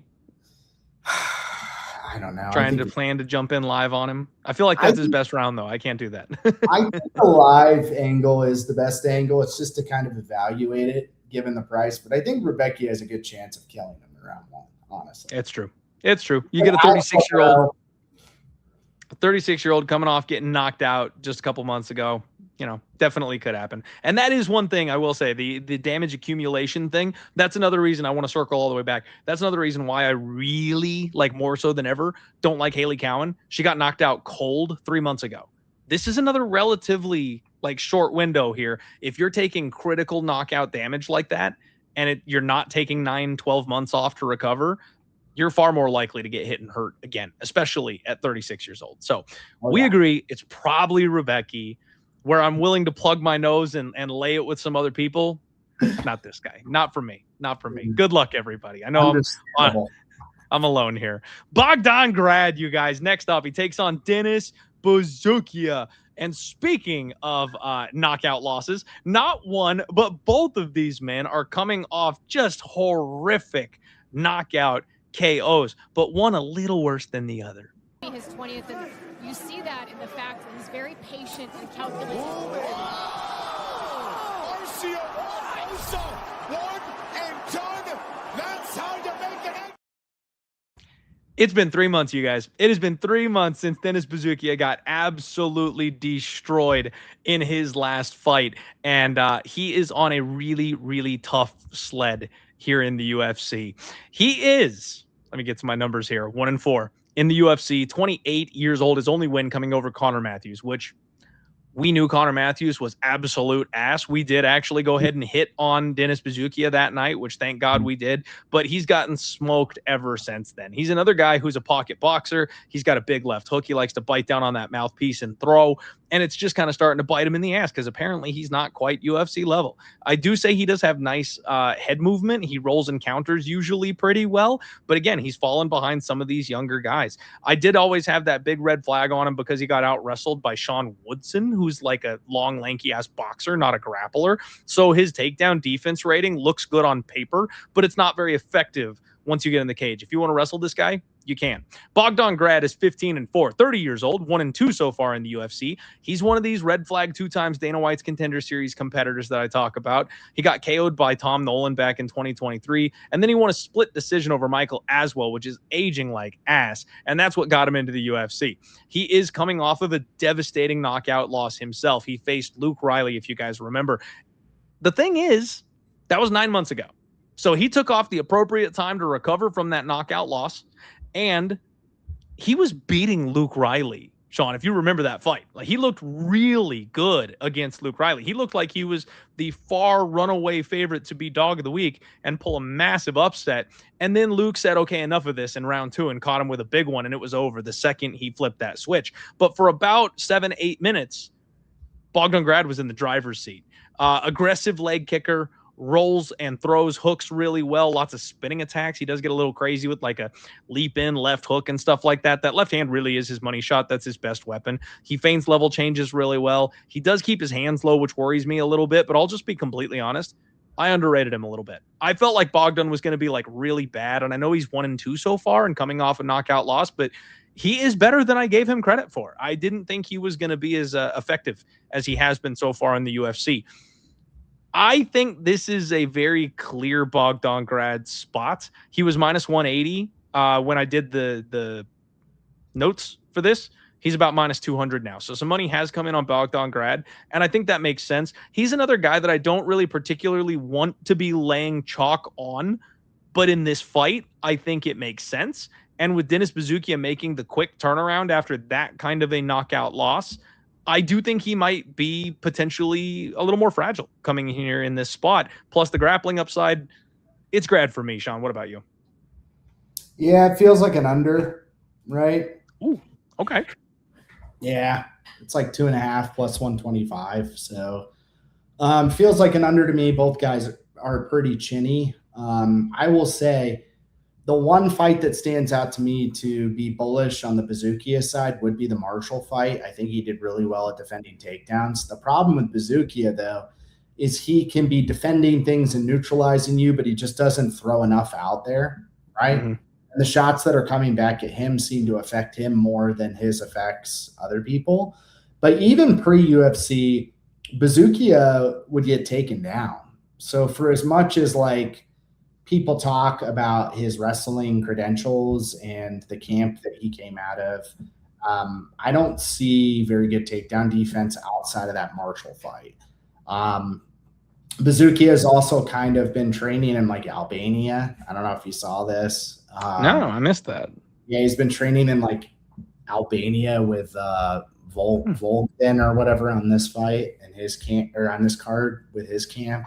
It looks like Aljo made kind of a guest appearance. He's probably out there in Albania looking for a Dua Lipa, but and he's just there hanging out with his buddy for a little bit. But I don't know. There's just some weird vibes. I feel like in the Buzukja side, I just feel like, and I know this is narrative based and some people don't like it, but he seems like a guy who's searching for himself. Like if you just look at like the tea leaves, he's like in another country. He's like becoming very religious and like, I don't know, he's on a skid. Clearly he's not really with the Longo guys as tight as he used to be. Whereas Bogdan sort of has everything going for him. I don't know, the way I'm viewing it, it looks like he's doing quite well in Serbia. Seems like he's sort of a face of the MMA scene. He's very excited about it. And like you said, I kind of underrated his grappling heading into the UFC. I didn't think he was as good of a wrestler as he's shown. Pretty tenacious wrestler, and he's able to clinch you and tie you up, make a fight ugly. So I think he's a justified favorite. Can he be sparked? Of course. Bazooki is going to be throwing back at him. Bogdan's going to be thrown at him. Bogdan's going to be trying to submit him. So, yeah, I feel like I would personally do an under 2.5 at plus money. I don't mind that one bit. 2.5 looks pretty good. Over -155, under 2.5 plus 120. That sounds like fun. I will be picking Grad, but I also can concur on that under 2.5 look, I think. And I will tell you, man, him becoming more religious is like, I'm sorry, that's like a gigantic red flag to me. Anytime you get these UFC fighters, especially the party boys, the John Joneses, the guys that are doing cocaine and hookers on their way up to the UFC, take a couple losses and then they find Jesus. Like Conor McGregor is a perfect example. You're out there raping women and then you find Jesus. Like, these are the guys that it's like, that's first off, I just, shenanigans. I call shenanigans on the whole account. I'm a Christian myself, so I'm not, throwing stones from a glass house or anything like that. But there's two real ways that this goes. You can either have that be something that like locks you down, improves you, allows you to focus, that kinds of things. And I have zero examples of a UFC fighter doing that and having it work. Or the alternative is Rory McDonald, where he found God and he stopped being the Red King. He got to the UFC. He was a legend in the game by being a violent prick. And then on a personal level, I am extremely happy for him for finding some faith and being able to have a family and a community and connecting and finding God. And I'm very happy and proud of him for that. His fights were awful immediately after that turn because his brain went from psychopath killer to good Christian on Sunday morning. So again, I'm not knocking you guys, but this is a gambling show. If he found God, great. Happy for him. Good. But from a gambling perspective, I think that is only going to hurt the game of Denis Buzukja. So that's just one more reason to bet against him, in my opinion. Yeah, I like your analysis there. I didn't even think of it that way. I was thinking it more from the perspective of he's like searching for answers, right? He wants like a Band-Aid over this psychological problem that he's dealing with clearly. But you are right, too, that there's a very like salient example. Actually, you brought up the most salient example, which is Rory McDonald. Anybody who there are others. That's just the best one. There are others. But that's a big one, man. That's a big one because he completely changed after that. His fighting game didn't even make sense anymore. Like, he didn't want to hurt people. He wouldn't even submit people. He went from being the fight of the decade, Robbie Lawler split lip fight where they're both bleeding all over the place. He went from that to jab takedown. He just wanted to grapple. And even when he would grapple, he wasn't submitting anybody. Like, he literally didn't want to hurt a fly. He became a pacifist the second he found God. Yeah. So the Man Cave says Bryce found God and then found Emmett's overhand right. Now, I will tell you, I don't think Bryce is a good example of much of anything. I don't think he found God. Didn't Bryce come to us insane already? I don't think he found God, I will say. Bryce is like his own thing. He's an enigma. You got to put him in a box. Use Bryce as an analog for anything, really. If you can ever be compared to Bryce Mitchell, is you think twice. Speaking of, I'm gonna step in my own trap on that one, Sean. My daughter actually just did like VBS over the summer, like Vacation Bible School or whatever. And I guess they had her like come up and like hold the Bible up while they were like singing songs or whatever. My mom sent me the picture, and I just want to scream freedom every time I see the photo because she went full Bryce Mitchell. It's like all the way above her head. She's stretching it as high as she can get it. And I'm like, oh, my mom wants to have like this like wonderful small town heartfelt Christian moment with me that my daughter's holding up the Bible and I'm going, freedom! And nobody knows what the hell you're saying at all.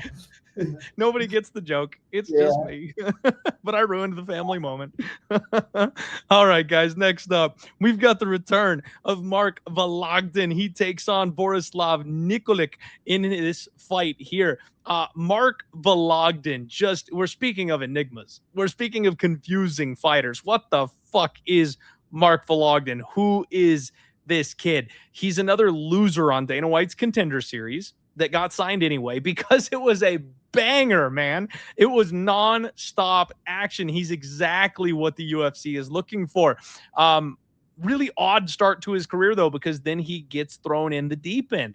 And they gave him Sexy Mexi in his UFC debut. He fought his ass off. It looked like he had Sexy Mexi hurt. Maybe he was going to win round one.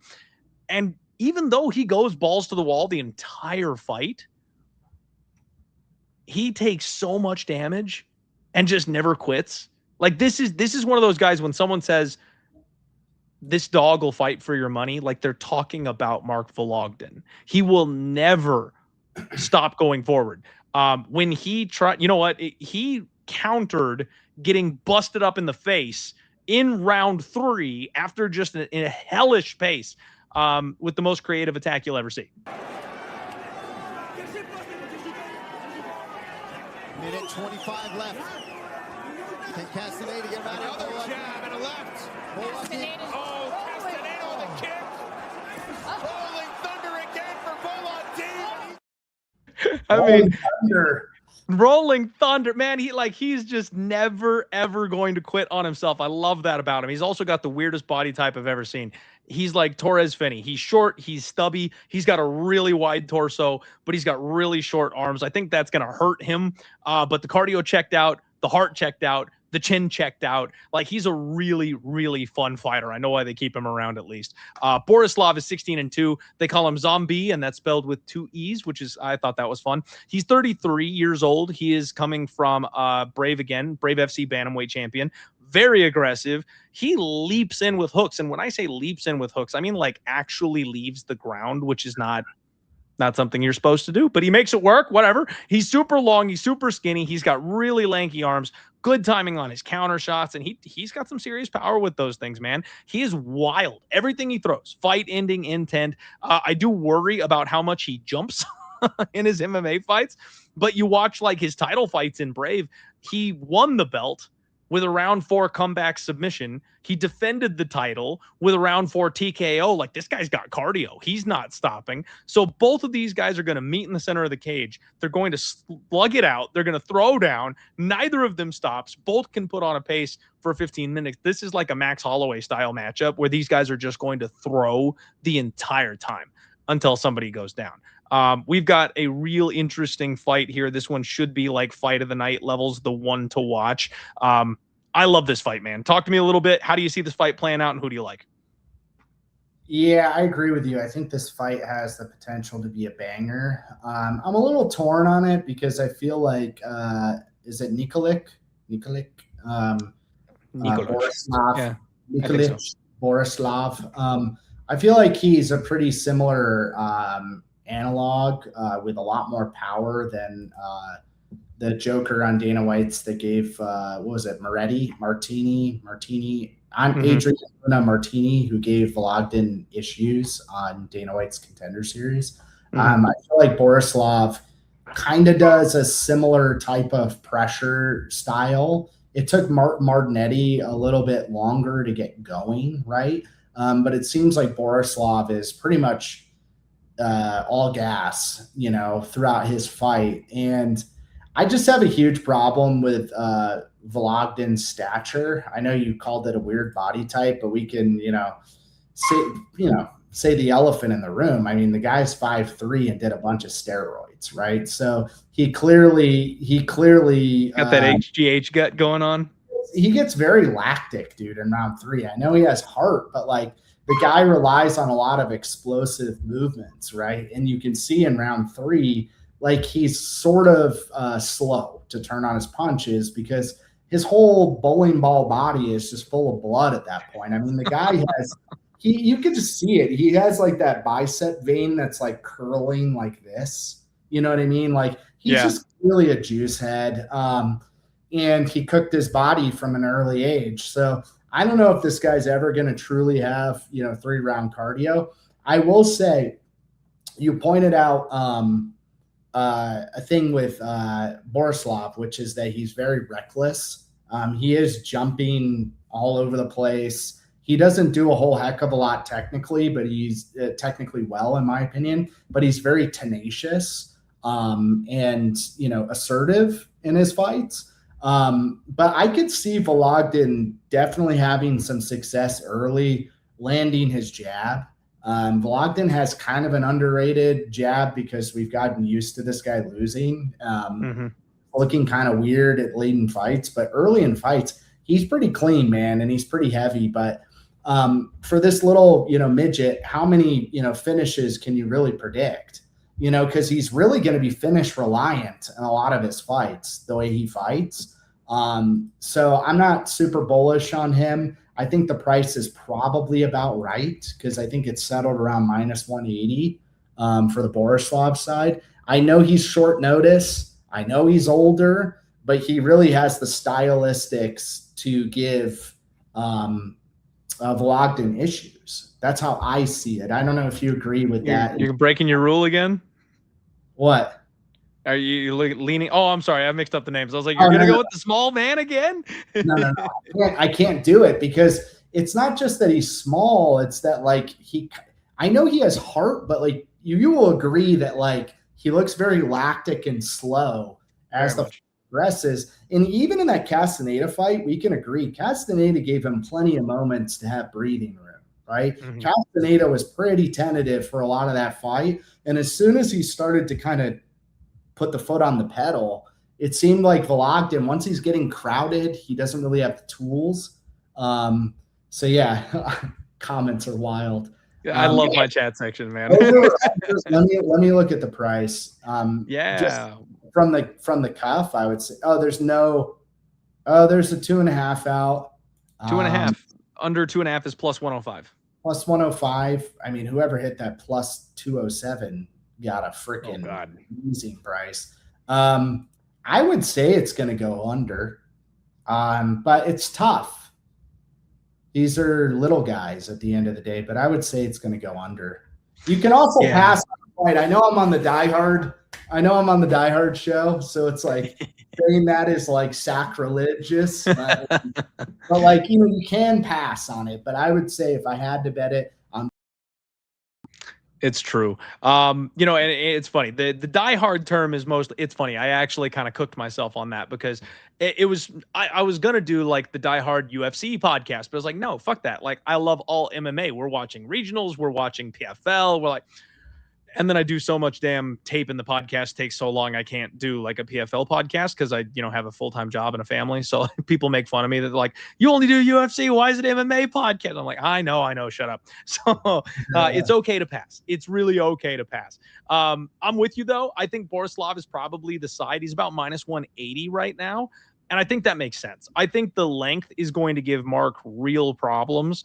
And I could see a round 3 TKO situation where Mark just can't close the gap. And I do really think that this is another accumulation of damage kind of situation. We are talking about Mark, who has had back-to-back absolute brutal wars. Sexy Mexi could have put him in a box in that last fight and kind of let him off the hook a little bit. And he got a little wild. And so John Castaneda won the smart game instead of getting a highlight reel. That was his choice. I don't think this guy's going to do that. This is a guy who steps on the gas in rounds 3, 4, and 5. I think he'll hurt Mark late. So a 2-3 TKO for Borislav for me. But I definitely think that he's one of the more exciting prospects on this card and another one of these guys being signed that the UFC actually likes. So I kind of feel like Mark's getting shipped out there to have fun and die. I think he will too. All right. We're seeing that one the same. I like it. -180 probably. I don't know. Maybe I'll have a piece of that. That could be. I could do Grad. It's not right though, dude, because I could do Grad with Borislav. But he's coming in on such short notice, Vologdin was scheduled to fight Musasa. So I can't really get in the business, even though I'm looking at Borislav and I'm I can totally see it, I can't really get into the business of paying too much juice on a debut with a guy who's on hyper short notice, but I think he's going to win and I think he's going to finish. So we're on the same page. Yeah, no, that's fair. We're on the same page for sure. Maybe I'll wait and see weigh-ins on that one. Wait and make sure he makes the weight.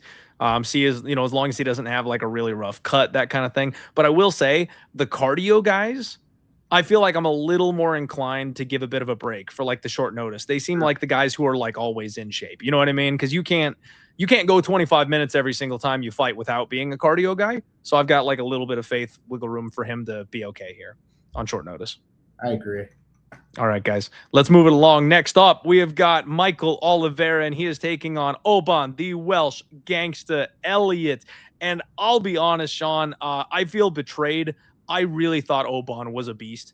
I was sold hook, line, and sinker. I thought this dude was good. And part of it is because of this fight. Angle. Inside and out. His calf is destroyed. Oh! Now his face might be too. Oban Elliott with a massive right. Just an all-timer call from John Attic. Now his face might be too. Man, he destroyed Basel Hafez's calf, and then he's the first person to ever actually finish Basel Hafez, a guy who fought the, at the time, the streaking UFC champion, didn't get finished in that fight. So I got sold hook, line, and sinker on Oban Elliott. And he capped off this 3-fight winning streak with a 2-fight losing streak after getting just dominated by Seokyeong Ko, who turns out is actually pretty fucking good. But just an embarrassing bet for me because I was in heavy on Oban Elliott, and Ko looked like he was a 10-1 favorite, just mauled Oban Elliott in that fight. And I thought, yeah, Oban's supposed to be the grappler here. Oban's supposed to be the one getting top position here, and he's getting taken down. He does stand really tall. Very poking and prodding with his long shots. As you can see in that clip, you guys, when he does decide to sit down, he does do damage, but not really a huge power guy from what we've seen historically. He's very aggressive with subs and front chokes. He's a good scrambler. And again, I thought he was going to win the grappling against Ko. That really is the thing I thought I liked about him most. And that's kind of been the thing that's failed him in his last couple fights, even in his last fight against Jonathan Mikhailov. As soon as he got taken down, we're talking 20 seconds. His back was taken and he was tapped. It was over. It was embarrassing, the level of grappling defense he showed in that fight. So I'm like, oh, okay, we might be all the way off the train here for Oban Elliott. Now he welcomes UFC newcomer Michael Oliveira, who is 28 years old. They call him the Missile, and he's debuting off Dana White's Contender Series coming out of LFA. This guy's a paratrooper. So he looks like he's strong as shit. And there's a reason people are excited about him. Face. And look at the way it's those half shots. He's just touching the hands of Valenzuela. He's trying to set something up big right now. And he's doing it by occupying the hands of Valenzuela, just batting at the hands. Looks to him throw shots over the top. Give the Chilean in the blue a lot of credit. There is no quitting him tonight.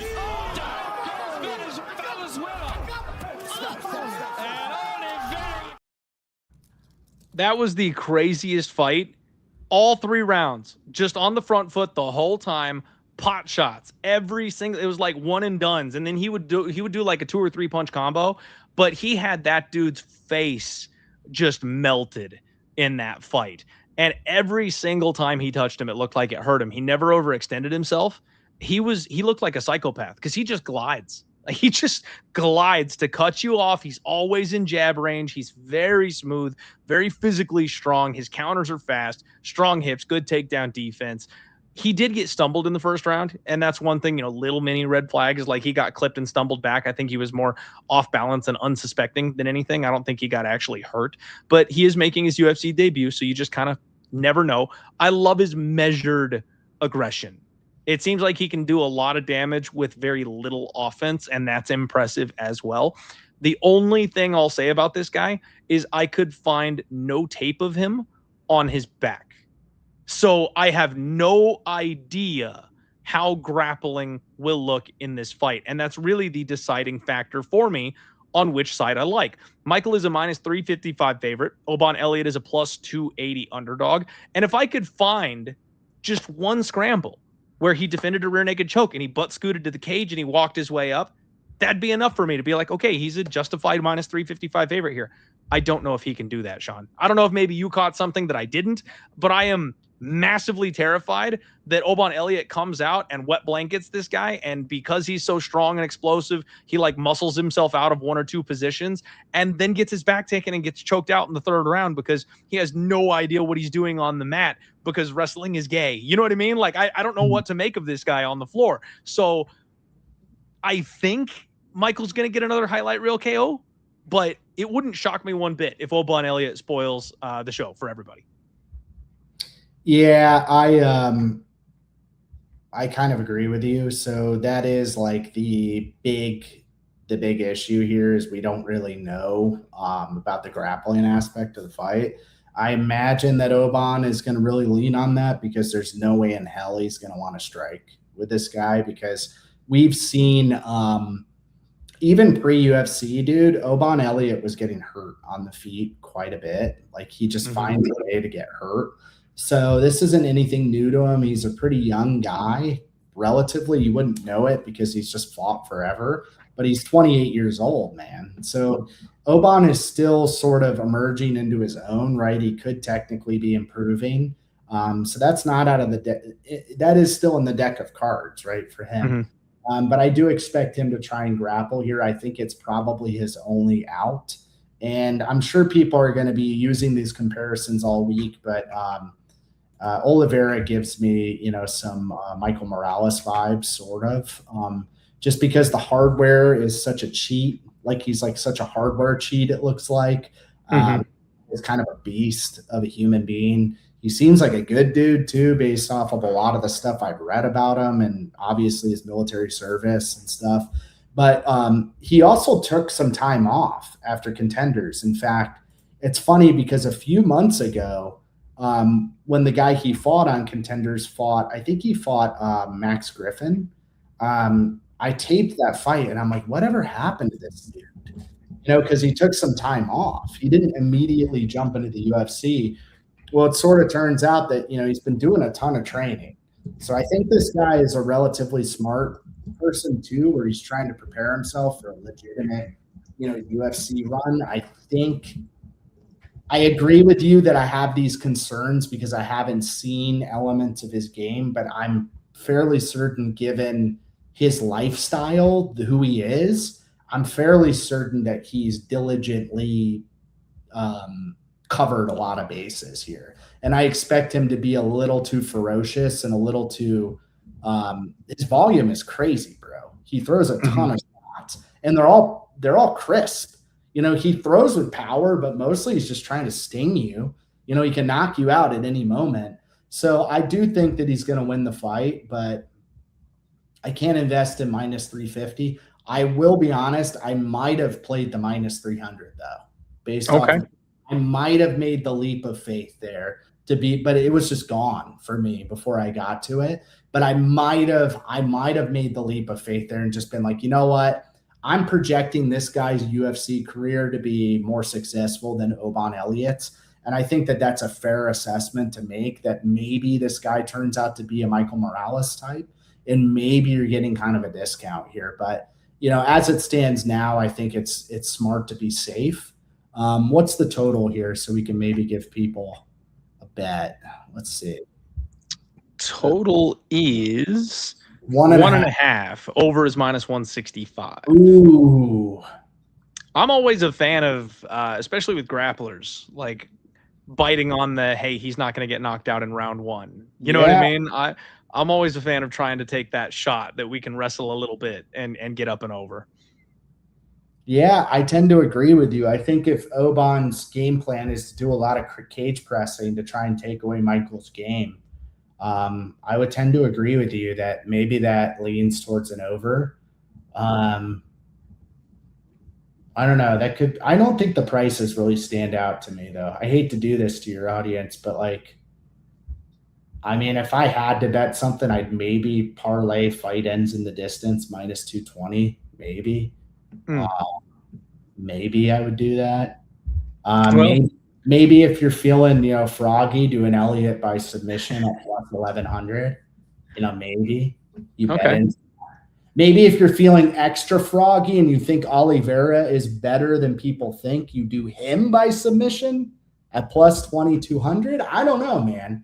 It's one of those. It's interesting. I don't know. I can't wait to see, man. I'll tell you, he gives me Daniel Marcos vibes. The way he fights. just that constantly like right in the perfect range, one pot shot at a time, never comboing, never overextending. Like obviously like Marcos with the super soldier serum, right? You know what I mean? Way bigger, way more explosive, but that style just reminded me so much of Daniel Marcos. I like the way he fights. So as long as he's got some takedown defense, I think there's a very real chance he's extremely dangerous. I think we're on the same page with that one too.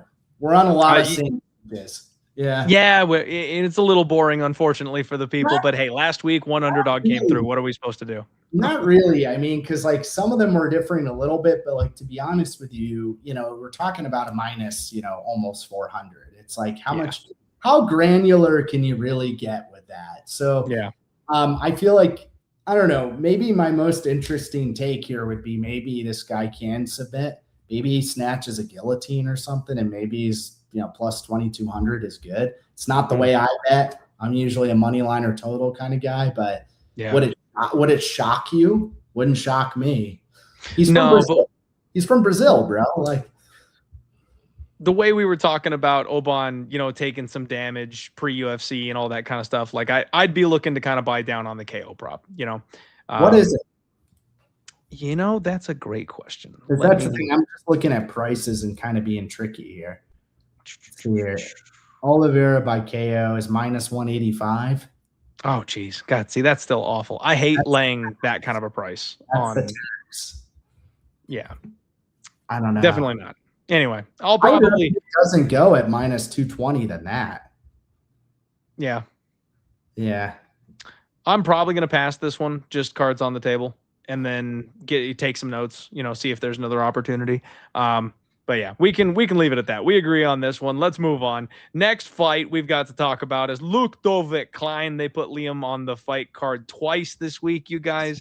He takes on Tofiq Musayev, and this is actually a really intriguing fight to me, Sean. I'm gonna need your help to some extent here on this one, because Ľudovít Klein is a guy who I am simply not able to pick his fights. Like every single time he does the exact opposite of what I think he's going to do. He's 24, he's 5-1, 31 years old. He's coming off a win over Mateusz Rębecki, who we talked about just a little bit earlier. And he just hurts me all the time because I don't think he's super good. I'll be honest with you.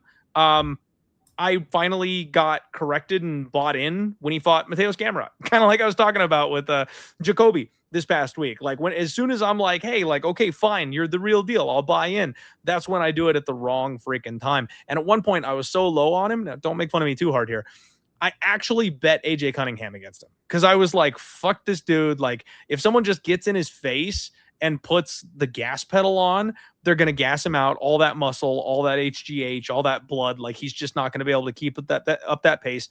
And I thought Cunningham would be tough enough to be able to tank the damage and then just keep coming. And for a minute there, it looked like maybe I was right. And then he hit him with that body shot and put him down. His best weapon is that left body kick. He's got just a nasty left leg. Looks like that's the only thing that he trains. His opponent, Tofiq, here is 23-6. He's 36 years old, Risen and Bellator veteran, big-time finisher, 18 wins by KO. He's got a big right hand, and that's his best weapon. Fast hooks. So far, he's 1-1 in the UFC. He got mauled by my guy Orolbai in his last fight. Bounced back with a win over Ignacio Bahamondes, who it seems like everybody beats these days. But he got hurt badly in that fight, man. He got hurt really, really bad in round 2 and did one of the most egregious fence grabs I think I've ever seen. Ignacio went to go and like suplex the guy, and he's like hanging off of the cage with both hands, fingers through the fence. Somehow the ref didn't say a damn thing about it. He was able to recover. And that's kind of the only way he stayed in the fight. I really feel like he was going to get knocked out in that fight if he didn't have that moment to collect himself. He didn't end up on bottom. He didn't have to stand back up. His big win is Pitbull all the way back in Risen. It was a long, long time ago. I don't think he's doing very well at this stage of his career, at this level of the game. This is a tough fight. I've got a really hard time calling this one because I think that the line is probably a little bit too wide, but because I think that Klein's probably going to win by head kick. You've got Klein at minus 240, plus 195 to come back on Tofiq. What do you make of this one? I think it's a pretty clear dogger pass. Klein is coming off a pretty significant injury. I know he looks good. Oh, I forgot about that.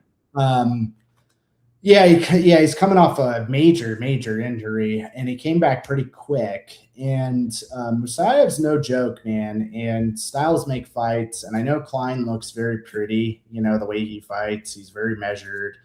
But at the end of the day, you bet AJ Cunningham for a reason, right? The reason why you bet AJ Cunningham, which I don't think was a crazy bet, to be honest with you, given the number, is because AJ was going to come forward and throw hands. And you may remember, yes, Klein did eventually eliminate him he killed him. But like AJ Cunningham was landing on him, dude. He was definitely landing on him.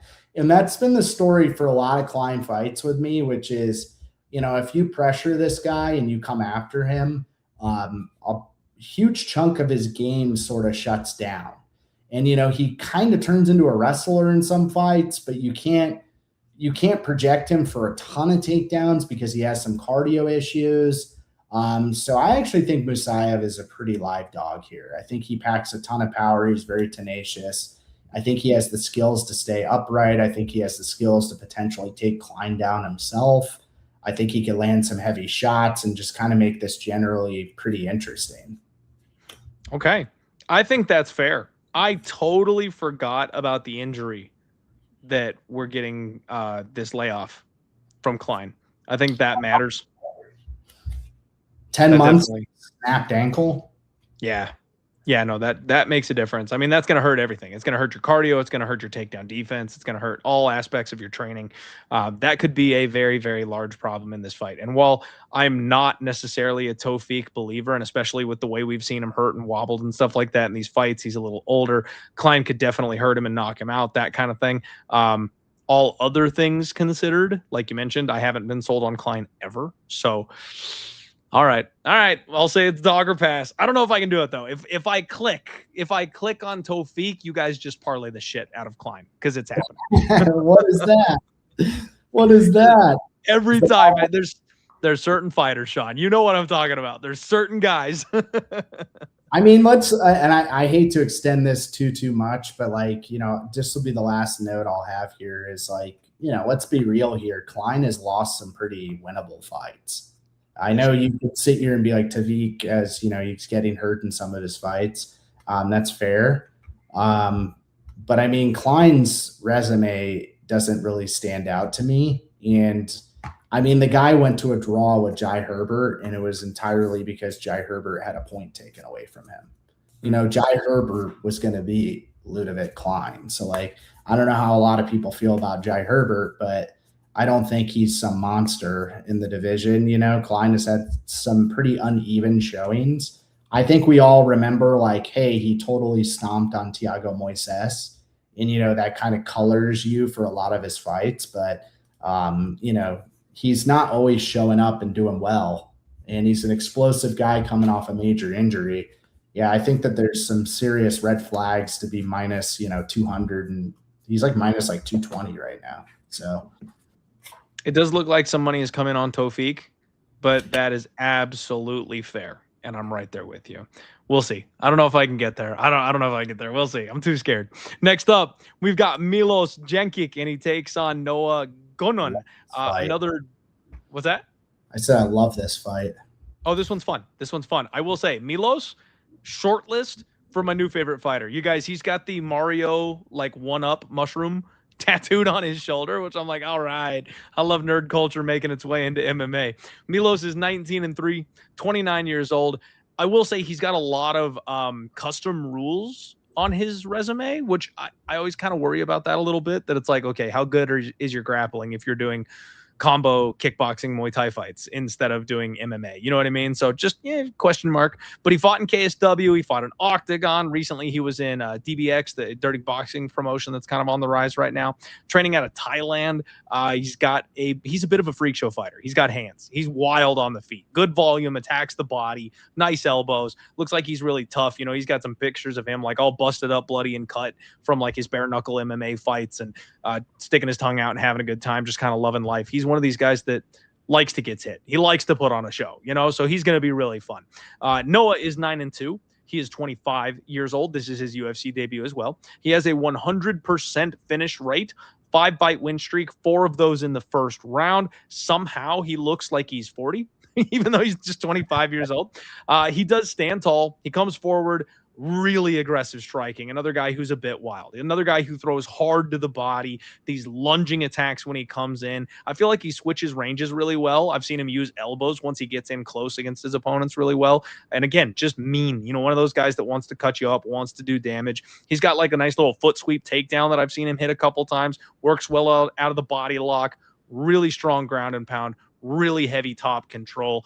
That's kind of where, and again, this is just a question mark. I see a potential edge for Noah because I don't know how good Miloš is on the ground or off his back. I could see Noah having some serious grappling success here in a spot like this, but this seems to be another absolute banger fight with a couple of really fun fighters that the UFC is putting together here on this one. And I am not the best talent scout in the world. These are the types of fights that I tend to just kind of hands off a little bit, take some notes, see what happens, because we've got to pick them. I'm not sure who's going to win this fight. I really could make an argument either way, and not knowing like the strength of their schedules kind of has me going, oh, like it's a coin flip for a reason, man. Pick your poison on this one. I think I'll lean with Miloš ever so slightly, being the older guy. He's got his man muscles developed. He's got twice the experience. That's the thing that'll kind of kick it over the edge here for me. But it wouldn't shock me one bit if Noah hits him on the mat and then makes him look silly. He looks like he's Dravi in the chat saying Noah's good. And that's the thing. I can recognize that Noah's good. It's just that the age gap from 25 to 29, that's not where the youth necessarily benefits. That's where the age might benefit a little bit. The experience might benefit a little bit. I don't know if he's there yet. We'll find out on Saturday. And that's why I'm not stoked to bet this fight. I'm stoked to watch this fight. Yeah, Dravi's right. Noah's good. But Miloš is good too. So it's a very competitive fight. I think both guys present different challenges to the other, right? I think that Miloš, I guess the thing that people are going to point out, and they just did in the chat, is that like he could potentially be grappled. But I would argue that in the, let me figure out which fight it was. I think it was Bogdan fight. I would argue that he did a pretty damn good job of, it was that fight, of neutralizing takedowns on another kind of like prospecty type of 8-0 guy who was relying on the takedowns to steer back that fight. So I don't know. I think it could be pretty competitive. I just sort of give Miloš some edges in terms of power.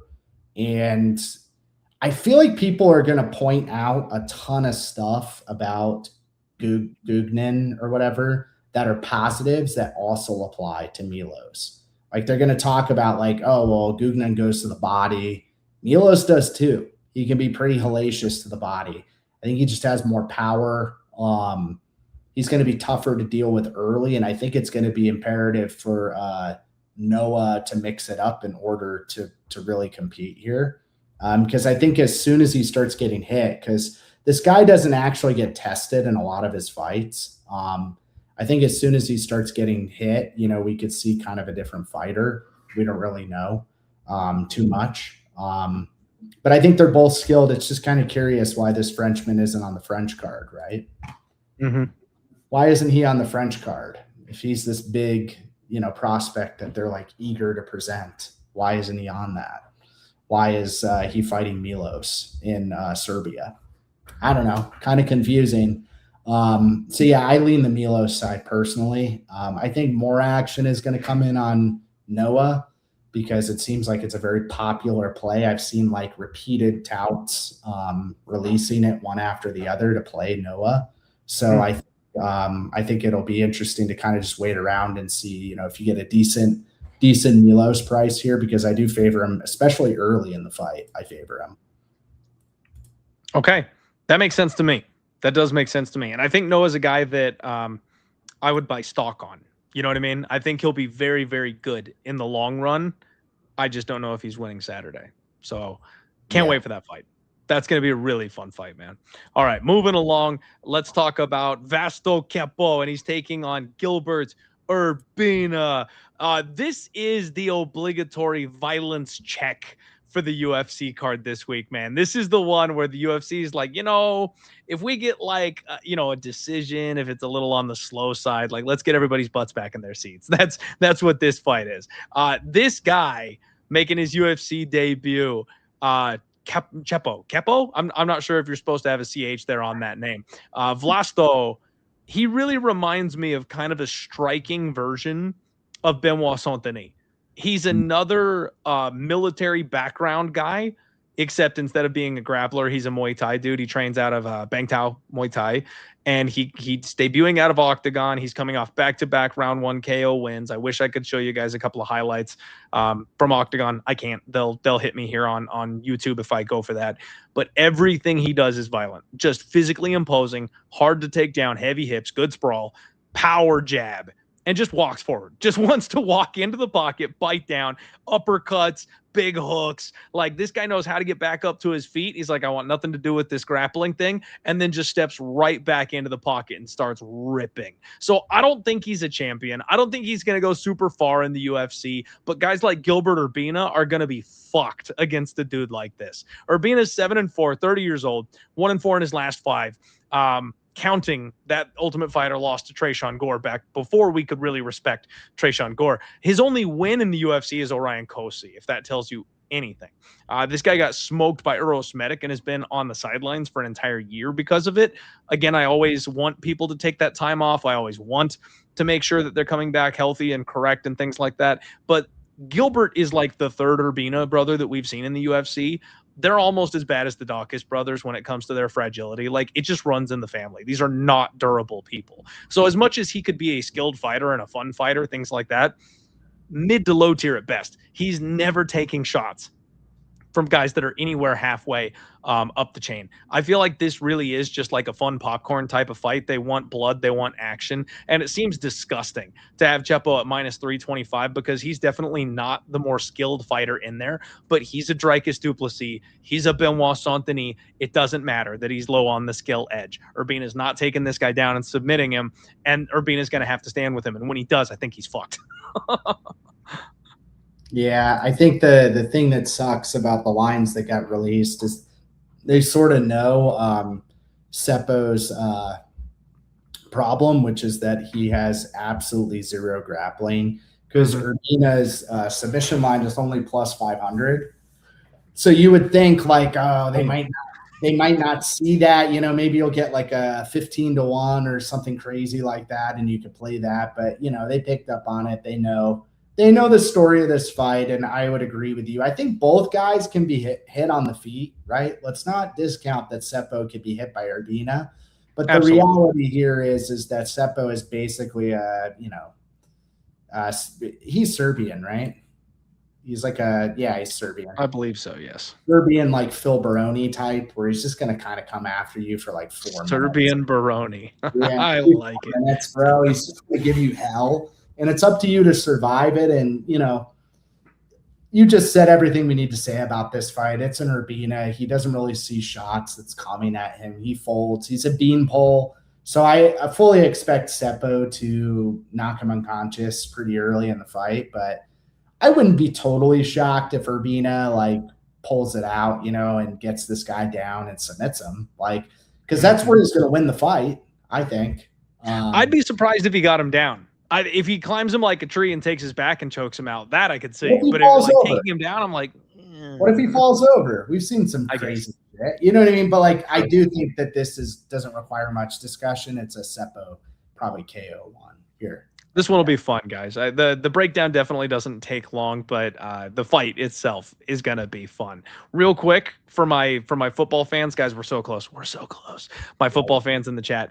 The Vikings just signed 3-time All-Pro safety Jamal Adams. Let's fucking go. That's a good, solid defensive free agent signing. I know he's old, but Vikings defense is going to be real this season. Let's fucking go. All right. You guys still have that coach, what is his name? Brian Flores. Brian Flores. Yeah, you're good. Dude, hey, that is a head coach level defensive guy, And because of his lawsuit against the NFL, nobody wants to give him the head coach opportunity. I feel bad for him, but thank you. Like, stay on the defense, bro. You guys have lucked out. You just need Kyler Murray to be a thing, right? We need one good year from Kyler. And hey, I know people are going to call me insane. I have not given up on JJ McCarthy. I think Kyler's going to pull a Sam Darnold. He's going to ball out this year, and then he's going to want to bag from somebody, and he's not coming back. And I think that towards the end of the year, we'll have like a legitimate battle, or, God forbid if Kyler got hurt or something like that. Like, I think we'll see a little bit of JJ this year, and I think he'll be right back to like, hey, this is still our guy next year. We'll see. Obviously, a lot can change, but I think he'll develop and he'll pan out. He's super young. You're too hopeful. He's not good. Everyone keeps telling me that. We'll find out. We'll see what happens. I just traded for Jackson Dart in my dynasty league and had to drop JJ McCarthy. So a little pain in the soul, but had to do it. All right, guys, let's go. Dustin Todorović takes on my man Rob Valentin, who finally got a win. Sean, I'm so happy. Rob Valentin is 1-3 so far in his UFC run, and there's a real world where he could be 3-1 instead. In his UFC debut, when he fought for the Ultimate Fighter finale, he got a back take extremely early on against Loader, I think the guy's name was.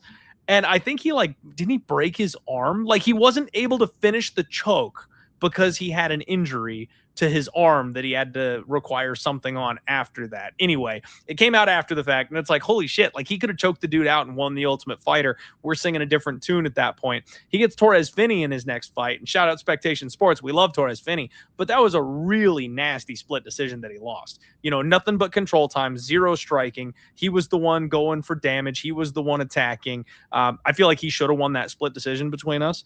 And then Atiba Gauthier, what are you going to do? He bounces back with a sub over Julian LeBlanc. LeBlanc is ass. He never should have been in the UFC. He was a Canadian fill-in guy. So that doesn't mean anything to me. But like I said, he could have beat Loader. He could have beat Finney. He probably did beat Finney. He could be 3-1 right now instead of 1-3. And I think our perception would be a little bit different of him if those things had happened. So just, alternate reality here. He's just a monster, guys. He's got the God of War tattoos all over him. He wants to come forward. He wants to throw. He wants to bang. And then he's a pretty good grappler. He'll take people down. He's just kind of mauling on the ground. He's got a tight squeeze. He's got those big old Viking arms. He just wants to wrap them around your neck. And that's it. He doesn't have a complicated game, but I don't think he's bad. Duško Todorović on the other side, 13-6. 32 years old. He's a really well-rounded guy. I don't think he stands out anywhere. He doesn't excel at anything, but he's a good fighter. He's got a lot of experience. He's been doing it a long time. He's a decent offensive wrestler. He's kind of a poor defensive wrestler. He's got decent hands, good boxing. He's not as aggressive as he used to be. He's taken some damage in his last couple of fights, and he's really kind of changed his style a little bit, I think, for self-preservation purposes. He used to go just life and death with everybody, and now he's definitely trying to slow it down and be a little bit more measured. It feels almost like he's kind of a shell of himself, and he wasn't that much to begin with. He snapped a 3-fight losing skid with a win over Jose Medina, who we all know is essentially a punching bag. Smart on him to take it to the ground. Nobody thought to choke out the guy that you can't punch to death. But Duško's chin appears to be a bit of a problem. And then when you look back at the guys he's actually beaten, Jose Medina, Jordan Wright, Maki Pitolo, Daquan Townsend. I mean, like, that's the softest run of victories I think I've ever seen in the UFC. Duško's plus 140. Valentin is minus 165. Some money has come in on Duško. It looks like the dog is getting a little bit love here. What do you think, man? What do you make of this one? Yeah, like when I watch Duško fight, I know the way he fights, it seems kind of smooth, right? Smooth and slick, but like he fights very smooth-brained to me. Like everything he does is like the wrong choice, I feel. Like even in that Zachary Reese fight, if you watch some of those grappling transitions, like he's getting him on the mat, right? He's getting into dominant position, but you see Duško does stupid crap. Like he literally is trying to fly around to his back, while Zachary Reese has like an obvious underhook. You know what I mean? They're in like that wrestler front headlock position. Duško can kind of just hold him there, maybe work for a transition, but Duško's flying around like a maniac, into an underhook, losing position. He has to fight for the position again. Every Duško fight is just a lot of like inefficient behavior from Duško. And I just don't like that. Like, I had higher hopes for him when he was coming into the UFC. I felt like his skill set would lead him to be able to press a lot of guys against the fence and uncork volume, but it just hasn't panned out. Robert obviously is more of a bully than he is an alpha, in my opinion, because we have seen him kind of shell up in fights. So you can't really call him this super alpha, but I expect like his hardware and his ability to be a little more tenacious than Duško to kind of swing the fight here. I think he's just a little more game than Duško. Duško's been kind of fading in his fights. Dravi pointed it out. It's something I wanted to point out. He kind of like steps off the gas in his fights. He looks tired in fights, man. That's just not who he was when he came into the UFC.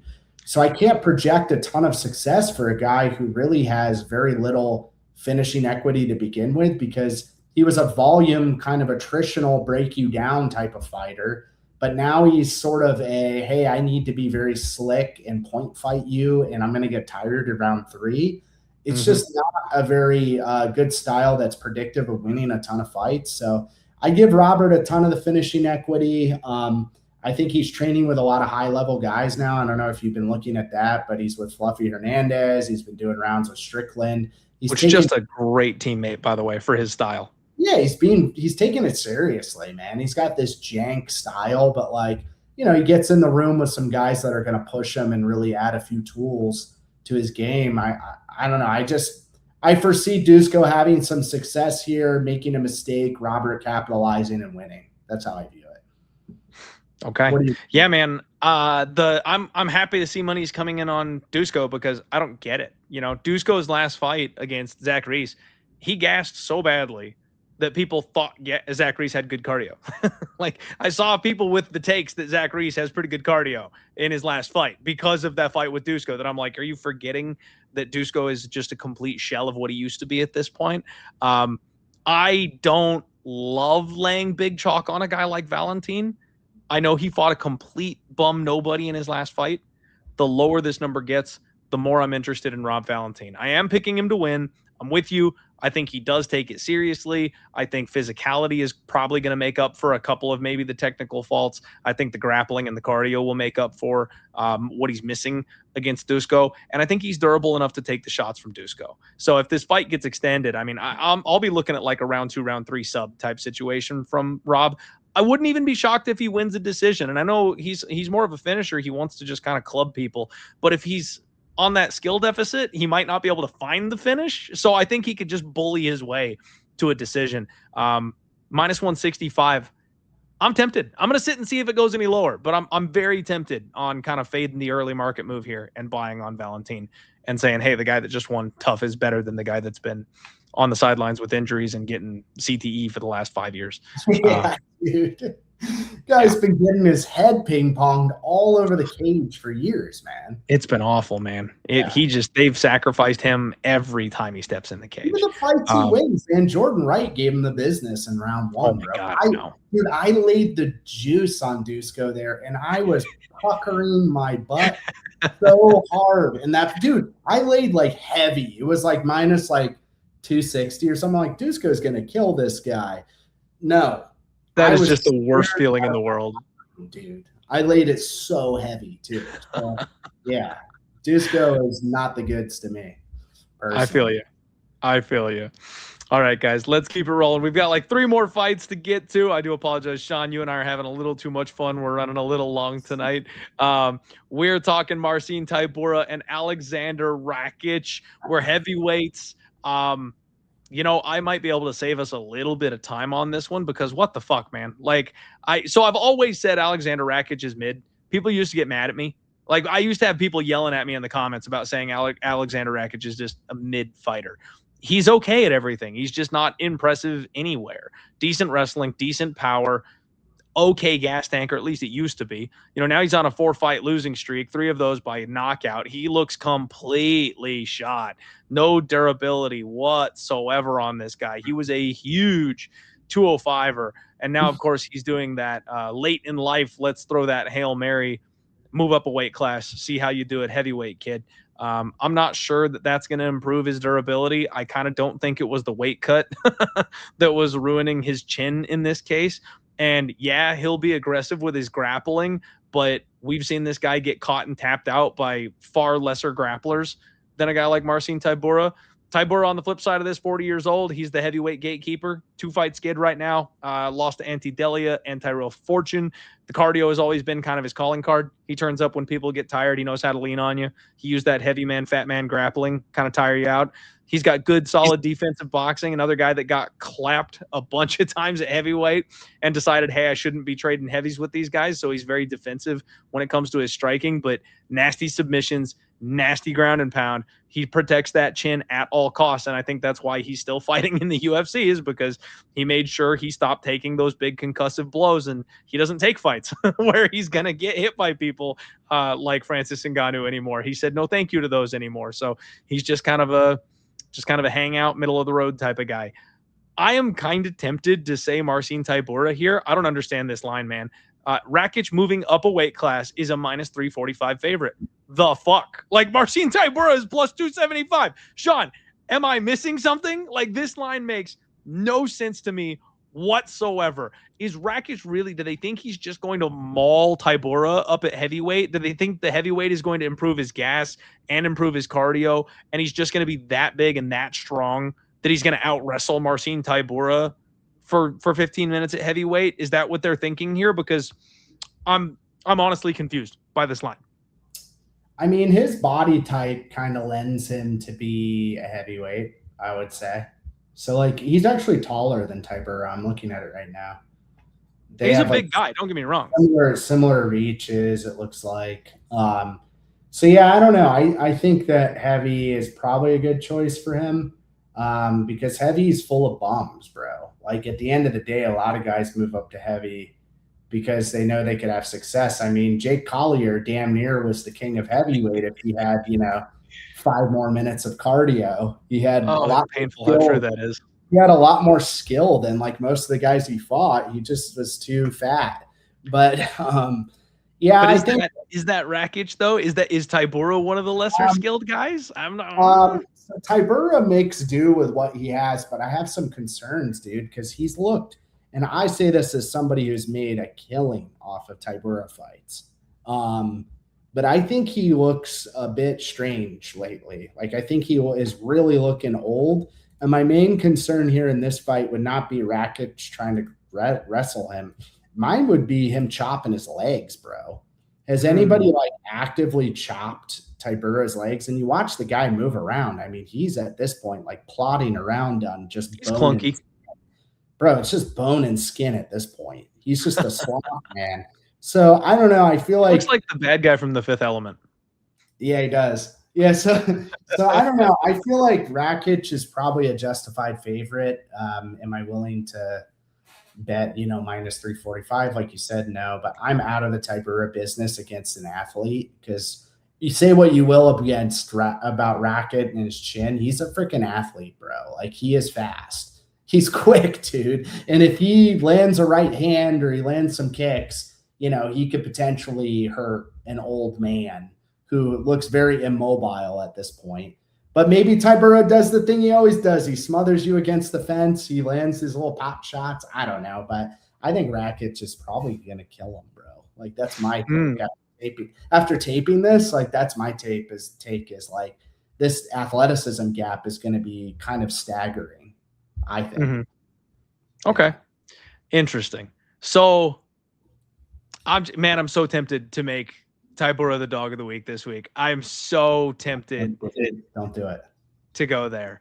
I know he's old. Heavyweights manage when they're old, and I just think Rakić is not good. So like I said, if we thought there was going to be like a big skill diff where he was coming up and he was going to ball out at heavyweight because he was such a super skilled guy, that's the kind of thing that I would understand.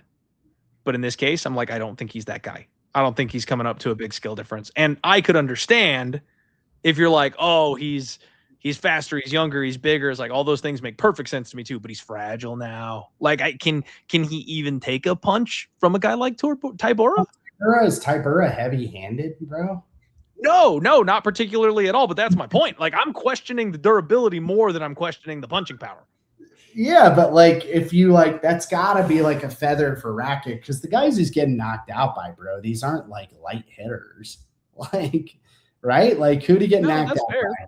He got knocked out by Jiri, which is like, okay, sure. Everybody gets freaking knocked out by Jiri except for Poatan. And I guess Olberg.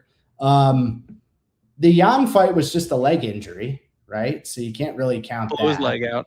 Yeah. Ankle he just accepted defeat. Yeah, he accepted defeat because he has a bit of the Azmat Mirzakhanov. I know Azmat's got power, man. I know he's got power.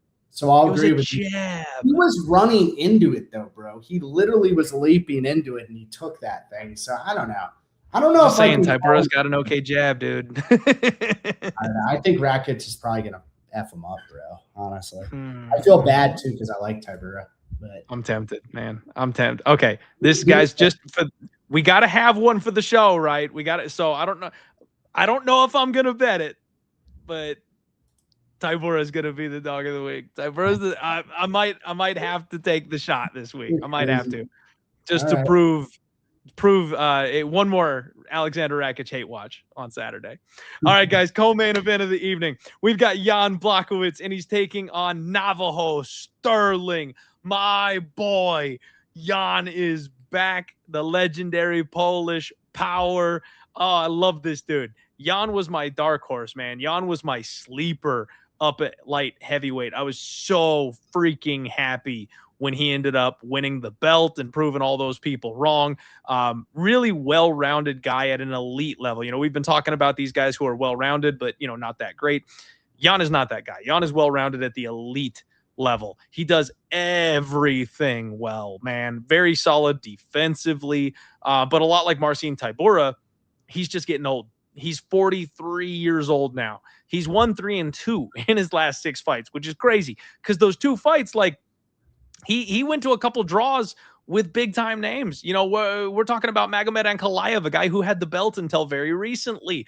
We're talking about, you know, Bogdan Guskov. I know he looked bad in his last fight, but Jan got dropped, got 10-8'd, and then said, fuck this, and won the rest of the fight. You know, he won the other 2 rounds. He still got it over some of these young bucks that have nothing but power out there. So I still think Jan is a veteran presence that has to be respected. And even though he's a little slower, he's a little clunkier, the durability is a little bit questionable. Those injuries are definitely mounting. You just have to respect the guy, what the guy's capable of.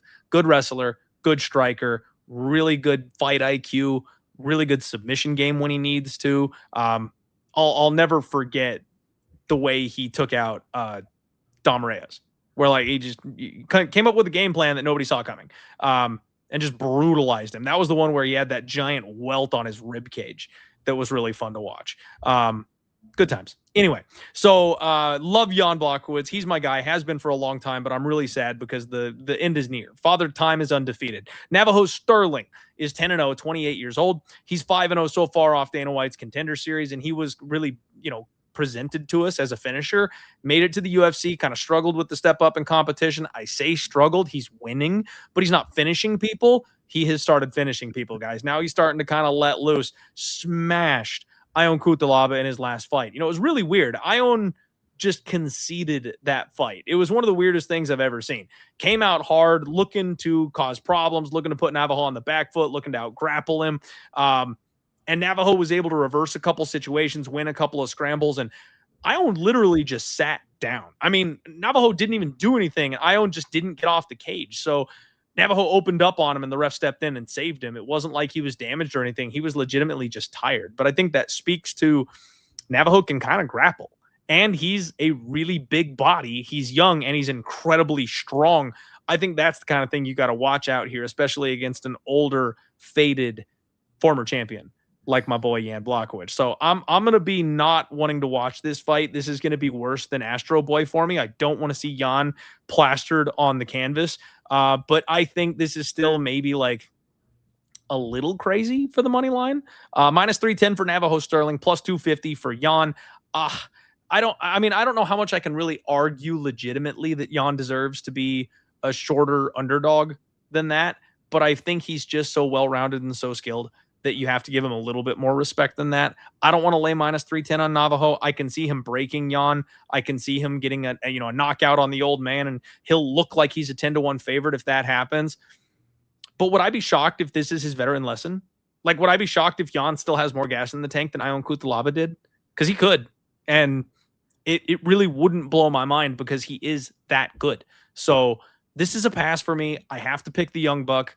I do think this is going to end up being a Navajo Sterling win in some way, shape, or form. I'm not sure how he gets there, but that's the pick. It makes me sad, but that's the pick. Yeah, I mean, this is one of the oldest guys pretty much to ever fight in the UFC at this point, right? He's like, I think Randy Couture made it to 44. I think, if memory serves. Ron is like 44, right? He's 43. So almost. We'll see when his birthday is. He's February. Okay. So he's getting there, so he's up there. I'm with you. I mean, Jan has been a money machine. His run up to the belt was a huge money machine. His fight it was so good. He's very disrespected. I think the thing is people don't understand his game. They only think it's a left hook. They're like, oh, he throws a left hook. He's got a way more diverse skill set than people give him credit for. A true martial artist, in my opinion. But yeah, it's father time. I mean, the only thing you could point out here is that Navajo's taking this fight on a week notice or something like that. So, it's pretty big ask for a guy at this stage of his career, this young, who, quite frankly, in my opinion, hasn't really impressed me a whole heck of a lot. Navajo hasn't. But yeah, I have to err on his side to get the win just based off of youth. It's just a huge gap, man. I mean, the guy is almost 44 freaking years old, and he's had so many injuries, and not like minor injuries. These are significant injuries. And I struggle to picture scenarios at this point with Jan where he's really generating consistent offense. I think he's good at finding his moments, but like he's a bit too slow at this point, in a lot of these fights. He's really reaching with his shots. He's just not the same guy. His skills are there. He's still checking kicks. He's still finding his reads. He's doing the right things, but, father time. So, yeah, I'm with you, Navajo. Yeah. The reflexes, the speed, that's the problem, man. He still got it, but yeah, everything is just a little too slow at this point. Unfortunately, I want him to lose a decision and then hang it up. I just don't want to see him plastered on the canvas, man. Don't go BJ Penn style on me. Yeah, that'd be rough, especially because I'm such a big fan. And I'm with you, Sean. My positive ROI a couple of years ago was like on the back of Jan Błachowicz. So those were good times when he was on that run to the belt. All right, everybody. It's your main event of the evening. We got over 400 of you here live. Please do me a favor. Check out Sean. Give him a follow. Show him some love. We're a little bit over time on the podcast, and I have to apologize for that. So please show him some love for staying a little long here. We got to talking too much. Uros Medic takes on Daniel Rodriguez. D-Rod. Uros is a meme machine, man. I'll be short on this one. Uros is a meme machine. Round one, live or die by the sword. I still cannot understand what happened in his last fight because I never saw this guy beating Jeff Neal, especially not the way he did. Saw that affect Neal. And again. Is some of the fastest hands I've ever seen. I couldn't believe it. Uros is a guy that I thought was going to be a bum. I thought he was going to win a couple round one knockouts. And then when he got to step up in competition, he was going to fall flat on his face. Him doing that to Jeff Neal makes me go, okay, I kind of have to confess that maybe you're legit here. Maybe I misjudged you. He's taken on D-Rod, who just got out of Mexican prison. I'm not joking. He got bailed out by Kevin Holland, right? Like, we don't know what the hell was going on with that situation. He's posting training pictures of him in a cell in Mexico, doing push-ups and shit to stay in shape. It's his first fight back. Really weird situation. Another guy who I kind of pronounced dead. The split decision over Alex Morono isn't aging super well, but then he knocked out Santiago Ponzinibbio and almost killed Kevin Holland. I know Kevin's not amazing, but I felt like Kevin should have just eaten him up in that fight, and somehow he managed to lose it. So D-Rod, another guy who's a little on the old side, but kind of still got it at 39. He took a lot of punishment. He took a lot of damage, especially with the layoff and the bad situation with him in Mexico and stuff like that. Like, you got to wonder what he's got left in the tank at this stage, or what kind of condition he's in. I do not trust the chin of Uros Medic, you guys. That's all it comes down to. I don't trust the chin of Uros Medic. He's fragile. So even though he's got this insane offense, he can be had as well. D-Rod could clip him, but I think Daniel Rodriguez is ripe for the knockout. I like the under 1.5. I know I did this last week, and I said it was Terrence McKinney style, and it should have been the lock on the card. I again, as minus 200, I like the under 1.5. I'll pick Uros. I don't love it. Sean, what do you think? Ooh, we might be opposite here, actually. Again, zero faith here. Zero faith. So I'm almost at this point feeling like Uros's round one equity is being over-indexed. Really? Like maybe D-Rod is being under-indexed in terms of how he can extend a fight because people are just writing him off as like old and been in Mexico prison. I kind of feel like it's pretty possible that this hits over. I mean, main events traditionally go over, and it's set at a 1.5. It's a plus 175 right now. I could see a scenario where maybe Uros is like, playing more of an outside game. I mean, it's a hometown fight for the guy. It's a pretty big moment.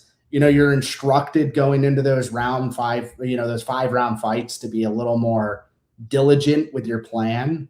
And it's not like Uros hasn't been later in fights. It's just recently he's been on a tear of round one finishes. So I don't know. I think a lot of that under is predicated on Uros finding D-Rod. I don't think D-Rod's going to put out Uros with a punch. Like, I think he could hurt him, but I don't know if he's going to sleep him off a punch. And I think Uros could survive. So I could see somebody getting rocked or wobbled here in the early going, but I'm personally starting to get entertained by this over 1.5. I'm going to keep monitoring the price, but traditionally main event over is print. So they're really getting excited about an Uros early finish. So I think that's going to be a spot I'm on. Interesting. Okay. Now, see, I think that both of these guys can finish. So that's kind of why I like the under. And I think it could be like an Uros running face first into a punch type situation where it's not all on D-Rod that the KO happens. But I hear what you're saying. I'm not going to be betting this fight, you guys. This is when I feel like I don't have a good read on it. Could just completely blow up in my face. Uros is another never minus 400 guy for me. I never agree. So just it makes it tough, Sean, because I don't want to lay minus 400 on the favorite. I do think he wins, but the underdog, even at plus 300, is like, but he's 40 and he's coming out of jail and he gets hurt in all of his fights, all of his recent fights. Even slower. Like, he's slow. So yeah, I feel like the line is wide, but I still don't want to bet the dog. You know what I mean? It's okay to pass, or it's okay to look at another angle. Sometimes with these fights, it's like, how can I be contrarian? Where is the actual value? And for me, I don't know. The over is kind of screaming that a lot of people think Medic is going to kill D-Rod early. I know you think D-Rod can do the same to Medic, and I think that that's valid. I don't know if a lot of people are going to say that because they're only thinking on the Medic side. But I feel like that's all fine and dandy, but a lot of these 5-round main events go over. It's very rare that we see, hey, somebody gets insta-killed. That's not really a thing. So I feel like this is a 3-round fight that they put in the main event because they don't have one this week. So I'm not counting it as a 5-round fight. That's valid too. These aren't main event guys. I don't know. Yep. Nope, absolutely not. Yo, Super Green Samurai, what's up, my friend? Marcin Tybura is the dog of the week this week, my friend. Shout out my man Ryan says, I made it live. You made it live for the last 2 minutes of the show, my man. Appreciate you being here. Folks, thank you so much for joining us here on the show. That was a long show. I hope you enjoyed it. Sean Orr was awesome. Excellent breakdowns. Really appreciate your time, my man. We had over 400 people live on the show tonight across all platforms. So thank each and every one of you for being here. And a special shout out to my guy Dravi, who dropped the dono in the chat. Sean, if you have anything that you want to shout out, any sponsors, affiliates, if you have any shows coming up or anything like that, feel free, man. The floor is yours. I appreciate you coming on the show with me today. I mean, no sponsors or affiliates, guys. I just bet fights. I just put a lot of money on fights. That's what I do. I run a show. Occasionally when we feel like doing it, it's me and John Stargarian. It's called Combat and Cocktails. You guys should give it a follow. I think it's under the Club and Sub YouTube channel. I don't control any of that. John's more the behind the scenes guy. But yeah, you could follow me at Sean Orr on Twitter. I'm not like terribly active, but you'll see me on fight days. You'll see me in spaces, things like that. So, you know, I give shout outs where shout outs are due and things. I appreciate you inviting me on the show, Clint. It's good chopping it up with you. I didn't mind it went over a little. I had a good time. I hope you guys did too. So let's cash tickets, right? Hell yeah, man. Appreciate the time. Absolutely. I loved it. This was way too much fun. Hey, if you're down, man, we'll do it again sometime. I'll hit you up in the DMs. Thank you all once again for joining the show. Of course, we've got the Total Takedown. We've got Clint's Hot Props later on, and we'll circle back on Friday after the weigh-ins for the undefeated post-weigh-in show. Do me a favor, hit that like button before you leave. Hit subscribe if you're new here to the channel. We do this every single week for every single UFC card. You guys get out there, kick some ass, have fun, cash some tickets, and let's make it 4 in a row, baby. Let's roll.